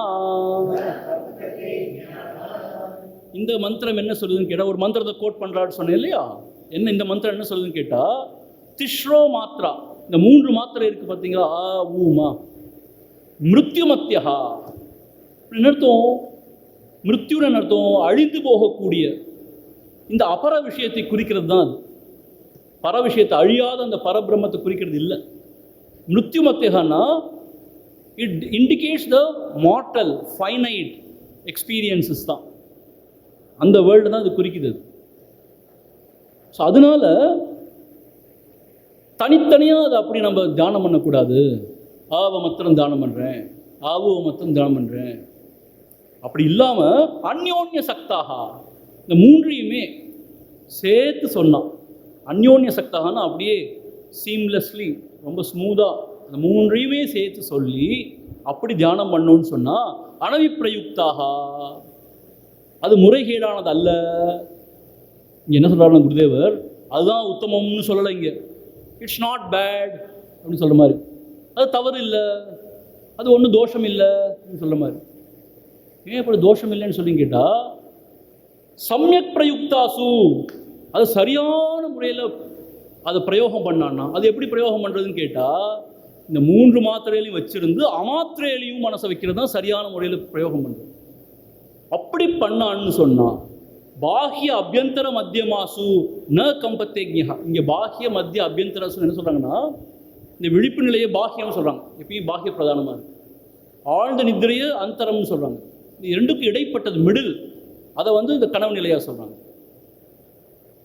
இதையும் கடந்த நிலையிலே போய் ந கம்பத்தே ஞஹா, ஞஹானா அப்படி அறிந்தவன், ந கம்பத்தே அவன் எதனாலும் அலை கழிவதில்லை. கம்பத்தேனா ஹி இஸ் நாட் ட்ரெம்பிளிங். என்னர்த்தம்? எதனாலும் அவன் மனசு சஞ்சலிக்கிறது கிடையாது. என்ன ஆனாலும் சரி, குருணாபி ந விசால்ய, என்ன துன்பம் வந்தாலும் சரி, அச்சம்லாம் அவனுக்கு கிடையாது. சுகதுக்கம் எது வந்தாலும் அவன் எதனாலும் ஆடுறதில்லை, அசைகிறதில்லை. அவன் வாடு தன் ஸ்வரூபத்தில் இருக்கான். ஆக இங்கே முதல்ல என்ன சொல்லப்பட்டிருக்கு, இந்த 3 மாத்திரைகளை தனித்தனியாக பண்ணுறது அவ்வளோ விசேஷம் இல்லை. சேர்ந்து பண்ணுறது தப்பு கிடையாது, நல்லது தான் அதுவும். ஆனால் ரொம்ப உத்தமம் என்னன்னு கேட்டால், சரியான முறையில் பிரயோகிக்கிறதுன்னு கேட்டால், அந்த 3 மாத்திரைகளையும் வச்சு அமாத்திரையிலையும் மனசை வைக்கிறது. அப்படிப்பட்ட ஞஹா, அப்படிப்பட்ட சாதனை பயின்று அறிந்தவன் ந கம்பத்தே, அவன் ஆடுவதில்லை, அசைவதில்லை, இதற்கும் அஞ்சுவதில்லை, அந்த பரபிரம்மத்திலே அவன் லயித்து விடுகிறான் என்று ஒரு மந்திரம் சொல்லுது. எடுத்தெடுப்பில் எல்லாத்தையுமே சொல்லிட்டு போனீங்கன்னா நான் எதை தான் பிடிச்சிக்கிறது நாங்கள் அப்படின்னு கேட்கலாம். இப்போ நம்ம இந்த உபநிஷத்தை பார்க்கும்போது ஒரே கோலை தான் சொல்லி முடிக்கிறார் பிப்பலாத ரிஷி இல்லையா? 1 மாத்திரையை தியானம் பண்ணுறவன், 2 மாத்திரையை தியானம் பண்ணுறவன், 3 மாத்திரையை தியானம் பண்ணுறவன், அப்புறம் 3 மாத்திரையோடு சேர்ந்து அமாத்திரையும் தியானம் பண்ணணும். அதுதான் சரியான பிரயோகம். அப்படி பண்ணவன் அவன் இந்த உத்தமமான நிலையை அடைகின்றான். எதனாலும் அவன். ஸோ இங்கே 2 விஷயம். அனவிப்பிரயுக்தாகனா தோஷம் கிடையாது, எப்படி பண்ணால் ஆ ஊ மாலை மாத்திரம் வச்சு பண்ணுறது. ஆனால் சம்யக் பிரயுக்தாசு, சரியான வகையில் அதை பிரயோகம் பண்ணணும் அப்படி சொன்னால் எப்படி பண்ணணும், இப்படி தான் பண்ணணும்னு குருதேவர் கமெண்ட்ரியில் சொல்லியிருக்கார். அப்படிப்பட்டவன் ந கம்பத்தே, அவன் அங்கே எதற்காகவும் அஞ்சுவதில்லை, கலங்குவதில்லை, எதனாலும் அலைக்கழிவதில்லை என்று சொல்லுவார். இதே போல் இன்னொரு மந்திரமும் இதே கருத்தை சொல்லியிருக்கிறது. இன்னொன்னையும் கோட் பண்ணுறார். ருக்பிரேதம் யஜுபிஹி அந்தரிக்ஷம் சாமபிஹி யத் தத் கவயோ வேதயந்தே தம் ஓங்காரேன ஏவ ஆயதனேன அன்வேதி வித்வான் யத் தச்சாந்தம் அஜரம் அமிர்தம் அபயம் பரம் ச இதி. ரிக்பிஹி ஏதம், ரிக்பிஹினா அந்த ரிக் தேவதை, அதிதேவதையாக இருக்கிற அந்த முதல் உபாசனையை பார்த்தோம் இல்லையா, அது பண்ணுறவன் என்னாவும் அந்த மந்திரம் சொல்லுது. ஒன்று கோட் பண்ணுறாரு இல்லையா, அந்த மந்திரம் என்ன சொல்லுதுன்னா, அவன் இந்த உலகத்துக்கே திருப்பி வருவான். இவ்வளோ எக்ஸ்பிளிசிட்டாக இந்த மந்திரத்தை சொல்லலை. ஆக்சுவலாக ஏத்தம்னு இருந்தோம், இங்கேயே வருவான், இந்த உலகத்துக்கே திரும்பி வருவான். யஜுபிகி, அந்த யஜு தேவதை அதிதேவதையாக இருக்கிற அந்த மந்திரம் என்னது? ஆ உ. அதை தியானம் பண்ணுறவன் அந்தரிக்ஷே, வானத்தில் இருக்கக்கூடிய என்னது? சோமலோகம். அது பித்ருக்கள்லாம் இருக்கக்கூடிய அந்த லோகம், அங்கே போகிறான், அப்புறம் திருப்பி வரான். ஸோ இந்த மந்திரம் சொல்லுது. இப்போ என்ன சொல்கிறான் பிப்லாத ரிஷி? நானே சொல்லலப்பா, இது ஏற்கனவே இது வேதத்தில் சொல்லப்பட்டிருக்கு பார் அப்படின்னு ஒரு கோட் பண்ணுறார், எஸ்டாப்ளிஷ் பண்ணுறாரு. இது என்னுடைய கருத்து இல்லை, இதுதான் ரிஷிகளுடைய கருத்துன்னு சொல்கிறாரு. ஏன்னா இது பிராமணன் பார்த்தோம், உபனிஷத்து பார்த்தோம் இல்லையா? அதுக்கு மந்திர உபனிஷத்து எப்பயுமே மேற்கோளாக காமிக்கிறது வழக்கம். சாமபிகி எது? சாமபிகின்னு அர்த்தம் அந்த சாம மந்திரங்கள் அதிதேவதையாக இருக்கக்கூடிய அந்த உபாசனையை பண்ணுறவன் அவன் பிரம்மலோகத்தையே அடைகின்றான். தத்துன்னு அர்த்தம், அந்த லோகத்தை அடைகிறான், அந்த பிரம்மலோகம். கவையோ வேதயந்தே, இதை அறிஞர்கள், கவிகள்னு அறிஞர்கள் அர்த்தம், இதை அறிந்திருக்கிறார்கள். அது மாத்திரம் இல்லை, தம் ஓம்காரேன ஏவ ஆயத்தனேன, அந்த ஓம்காரம் சொல்ல ஓம்ங்கிற முழுமையான அந்த ஓம்கார மந்திரத்தை அமாத்திர மந்திரத்தோடு சேர்ந்து அந்த வழியை பின்பற்றுபவர்கள், ஆயத்தனேனா அந்த முறையை பின்பற்றுபவர்கள், அப்படிப்பட்ட வித்வான் அன்வேதி யத் சாந்தம் அஜரம் அமிர்தம் அபயம் பரம் சைதி, அவள் எதோடு ஒன்றாகிறார்கள்? அந்த பரபிரம்மத்தோடு ஒன்றார்கள். அன்வேத்தினா ஒன்றாகிறார்கள் அர்த்தம். எதோடு ஒன்றாகிறார்கள் கேட்டா சாந்தம், தத் சாந்தம், எது பேர் அமைதியே தன்னுடைய ஸ்வரூபமாக கொண்டிருக்கிறதோ அந்த சாந்தம்ங்கிற அந்த சிவஸ்வரூபம். அஜரம், அங்கே மூப்பே கிடையாது, ஜரான்னா மூப்பு. அன்டிகேயிங், என்ன ஆயிடுது? இந்த உடம்பை பொறுத்த மட்டும் டிகே தான் எப்பயும் இல்லையா, அது உடம்புக்கு அப்பாற்பட்டது, உடம்போட சம்பந்தம் இல்லாது. அஜரம், அன்டிகேயிங். அமிர்தம், மிருதம்னா மரணம், அழிஞ்சே போகிறது. அமிர்தம், அழியாதது. அபயம், அங்கே எந்த பயமும் கிடையாது. இப்போ பயம்தான் நமக்கு எல்லாத்துலேயும், எவ்வளோதான் வாய்கழியை பேசினாலும் பயம். ஆனால் அங்கே அபயம். பரம், பரம்னு ஏன் சொல்லப்படுதுன்னா அதுக்கு மேலே ஏதாவது இருக்கா? இருக்கலாமோ ஒருவேளை. அதுக்கு மேலே ஒன்றும் கிடையாது. எப்படி அவ்வளோ நிச்சயமாக சொல்கிறீங்க? அங்கேயே நீ இல்லை, அதுக்கு மேலே உன்னை யார் அறிவா?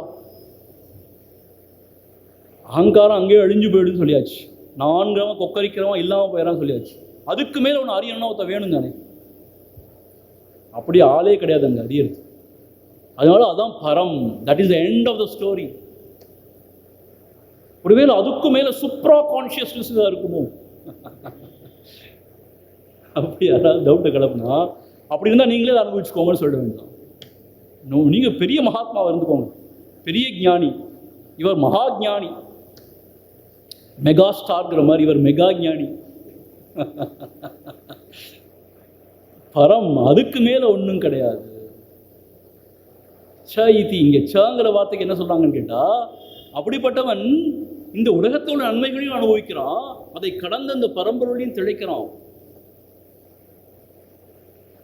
அந்த பரம்பொருள் ஒன்றாயிறதுனால. எப்படிப்பட்ட பரம்பொருள்? சாந்தமே தன்னுடைய வடிவாக கொண்ட பரம்பொருள். சாந்தம், அஜரம், எந்த விதமான தேய்ந்து போகிறதும் கிடையாது, தேய்தலுக்கும் அப்பாற்பட்டது. ஏன்னா டைம்ங்கிற ஒரு ஃபேக்டர் இருந்தால் தான் தேய்மானமே வருதுங்கிறாங்க. He goes beyond time. அமிர்தம், அது அழியாதது. ஏன்னா அது அழிக்கிறதுக்குன்னு ஒன்றும் கிடையாது, ஏன்னா அது அதிசூட்சமம். ஸ்தூலம் சூட்சமத்தை அழிக்க முடியாது, இதுக்கு விட சூட்சமம் ஒன்றும் கிடையாது. அதனால் அதுக்கு அழிவே கிடையாது. அப்படிப்பட்ட ஒரு பரம்பொருள், அதுதான் அபயம். ஏன்னா அங்கே யாரை கண்டும் பயம் இல்லை, அதுக்கு அந்நியமாக ஒன்றும் இல்லை, பயப்படுறதுக்கு யாரும் இல்லை. அதனால அங்கே பயமே கிடையாது. எங்கே இரண்டு அற்றதாக இருக்கிறோமோ அங்கே தான் அபயம், உண்மையான அபயம். அப்படிப்பட்ட அந்த உன்னதமான பரமாத்மாவினை அடைகின்றான். ஸோ இந்த அந்த 5வது சாப்டரில் பார்த்தோன்னா எக்ஸாஸ்டிவாக ஓம்ங்கிற உபாசனை பற்றி சொல்லியாச்சு. ஏன் இந்த உபாசனை பண்ணணும்? இந்த உபாசனை பண்ணாதான் மனம் தூய்மையடையும், ஒருநிலைப்படும், சித்த ஏகாகிர சித்தத்தை அடையும். அந்த உபாசனைகள்னால தான் மனம் பண்படும், பக்குவப்படும். அப்புறம் ஸ்ரவண மனனம் ரொம்ப ஈஸியாக இருக்கும். நிதித்தியாசனம் கைகூடும், சமாதியெல்லாம் கைகூடும். அதுவுமே எப்படி பண்ணணுங்கிறத பொறுத்து இருக்குது, எந்த பாவனையோடு பண்ணணும். அது நம்மளுடைய வழியாக வந்து நம்மளுடைய ஆச்சாரியர் எப்படி சொல்லிக் கொடுக்கணும் அதை பொறுத்து தான் ஒரு மாணவன் பண்ணுவோம். ஸோ சில சம்பிரதாயத்தில் சில ஆச்சாரியர் மாத்திரம் நீ தியானம் பண்ணால் போதும்பா ஓம்ல அப்படின்னு சொன்னாங்கன்னா, அவனுடைய கதி என்னன்னு கேட்டால், அவன் இறந்த பிறகு, ஏன்னா வாழ்க்கை ஃபுல்லாக பண்ணியிருக்கானே, அவன் மீண்டும் இங்கே வருவான். ஆனால் என்ன ஒரு அட்வான்டேஜ்னா, அவன் சித்தம் தெளிந்தவனாக, தபஸ் பிரம்மச்சரியம் ஸ்ரத்தா எல்லாம் கை கொள்றவனாக சாதகனாகவே பிறந்து அதுலேயே அப்படியே அவன் ஆரம்பிப்பான் தன்னோட வாழ்க்கை. அதுதான் பயன். அந்த ஓம அனுசந்தானம் பண்ணதுக்கு அதுதான் பயன். ஆவுங்கிற 2 மாத்திரையும் பண்ணான்னா அந்த யஜுர் தேவதை அவனை அந்தரிக்ஷே, இந்த வானலோகத்தில் இருக்கிற அந்த சந்திரமா, அந்த அந்த சோமலோகம் அங்கே கொண்டு போய் அங்கே பித்திருக்களோடு அவன் கூடி இருந்துட்டு திரும்பி வருவான். ஆனால் அவன் ஆவு மாவு பண்ணான்னா அந்த தேவதை அவனை வந்து சூரியலோகத்துக்கே கொண்டு போய் அதுக்கும் அப்பால் இருக்கிற பிரம்மலோகத்தில் போய் அவன் பிரம்மாவோடு இருந்து அங்கே அவன் அந்த பிரம்மாவோடு சேர்ந்து அந்த பரம்பொருளை உணர்கிறான். கிரமமுக்தின்னு சொல்கிறான்.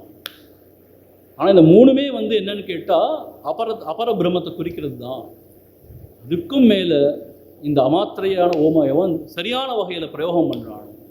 அவன் இங்கேயே அந்த பரம்பொருளை அடைகின்றான், அவன் அனுபவிக்கின்றான். இதை வேத மந்திரங்கள் எல்லாம் சொல்கிறது. ஆகவே இந்த ஓம்ங்கிற உபாசனை அதி உன்னதமான உபாசனை. ஏதது ஆலம்பனம் ஸ்ரேஷ்டம், ஏதது ஆலம்பனம் பரம். ஸ்ரேஷ்டம்னா உன்னதமானது. எல்லா ஒரு ஆலம்பனம் சப்போர்ட்டோட இது உன்னதமானது. இதுக்கு மேலே ஒன்றும் கிடையாது, அதான் பரம்னு சொல்லிட்டேன். ஏதது ஆலம்பனம் ஞாத்வா, இது சரியாக உனக்கு செய்ய பழகிட்டேன்னு சொன்னான். பிரம்மலோகே மகியத்தே, பிரம்மலோகத்தில் போய் நீ திளைக்கலாம். அது மாத்திரம் இல்லை, பிரம்மமே லோகம்ங்கிற மாதிரி பிரம்ம தத்துவத்திலேயே நீ திளைக்கலாம் அப்படின்னு ஒரு இன்டர்பிரிட்டேஷன் இருக்குது. ஸோ ஆகவே இந்த ஓம்கார சாதனை ரொம்ப உன்னதமான சாதனை. இது நல்லா முதல்ல ஆரம்பத்தில் வாய் விட்டு சொல்லணும், அப்புறம் தான் அது கொஞ்சம் கொஞ்சமாக மனசில் செல்கிற மாதிரி வரும். அதோடைய அந்த வைப்ரேஷன் இருக்கே, அது கொள்ளாதது, ரொம்ப அற்புதமானது. அப்படி உள்ள எல்லாத்தையும் சுத்தம் பண்ணிடும். அந்த அதிர்வு, இந்த ஓம்ங்கிறதுக்கு ஒரு பவர் இருக்குது, அந்த அதிர்வுக்கு ஒரு பவர் இருக்குது. மந்திர சாஸ்திரம் தெரிஞ்சவங்க என்ன சொல்கிறாங்கன்னா, ஒரு மந்திரம் எவ்வளோ ஷார்ட்டாக இருக்கோ அவ்வளோ பவர்ஃபுல் தான். ஸோ இது ஓம்ங்கிறது ஒரே ஒரு ஓம், அவ்வளோதான். அது ரொம்ப பவர்ஃபுல்ங்கிறாங்க. ஆனால் அது சரியான ஒரு வழிகாட்டுதலோடு நல்லபடியாக செஞ்சோன்னா it will take us to the ultimate. ஆக நம்ம இன்றைக்கி என்ன பார்த்தாச்சு, 4வது அத்தியாயத்தையும் முடித்தாச்சு, 5வது கேள்விக்கும் பதில் பார்த்தாச்சு. ஸோ நம்ம என்ன விஷயம்னு கேட்டால், நாட்டில் வந்து இப்போது இந்த கொரோனா வைரஸ் அது இன்னும் அதிகரிச்சுட்டே வர்றதுனால ரொம்ப அன்சர்டைனாக இருக்குது. 4ஆம் நிலையிலேருந்து ஏதோ திருப்பி ரெஸ்ட்ரிக்ஷன்ஸ் நிறையா வருதுன்னு சொல்கிறாங்க. வழிபாட்டு தலங்கள் எல்லாம் மூடணுங்கிற மாதிரி, 8 மணிக்கெல்லாம் மூடணுங்கிறாங்க. இந்த மாதிரி கேதரிங்ஸ்லாம் கூடாதுன்னு சொல்கிறாங்க. என்னெல்லாம் கொண்டு வர போகிறாங்க இன்னும் சரியாக கிளியராக தெரியல.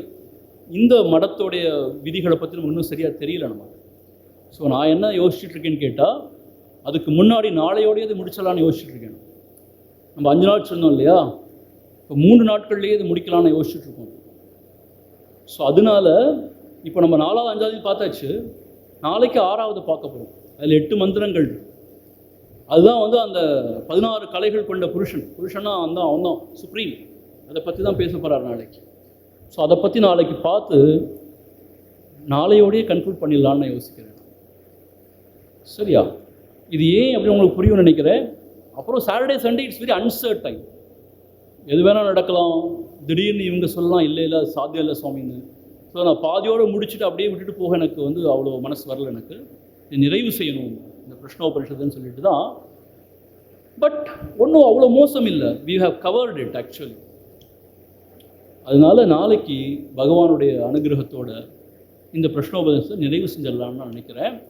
ஸோ உங்களோட ஃப்ரெண்ட்ஸ்டையும் சொல்லுங்கள், யாராவது வந்துட்டு இருந்தாங்கன்னா ரெகுலராக அவங்கள்ட்ட சொல்லுங்கள், சாட்டர்டே சண்டே கிடையாது, ஃப்ரைடேயோடையே இது முடிய போகுதுன்னு சொல்லிவிடுங்க. ஸோ அதனால் இன்றைக்கி இவங்க இதெல்லாம் கொடுத்துருவாங்க, நாளைக்கு குருலட்சுமி நாளைக்கே சமைக்கலாம், நீங்கள் உங்களுக்கு பிரசாதம் கொடுப்போம். ஸோ நாளையோடையே அது நிறைவடைஞ்சிடும். Because of the extraordinary circumstances. ஓம் பூர்ணமத பூர்ணமிதம் பூர்ணாத் பூர்ணமுதச்யதே பூர்ணஸ்ய பூர்ணமாதாய பூர்ணமேவாவசிஷ்யதே. ஓம் சாந்தி சாந்தி சாந்தி. ஹரிஹி ஓம். ஸ்ரீ குருப்யோ நமः. ஹரிஹி ஓம்.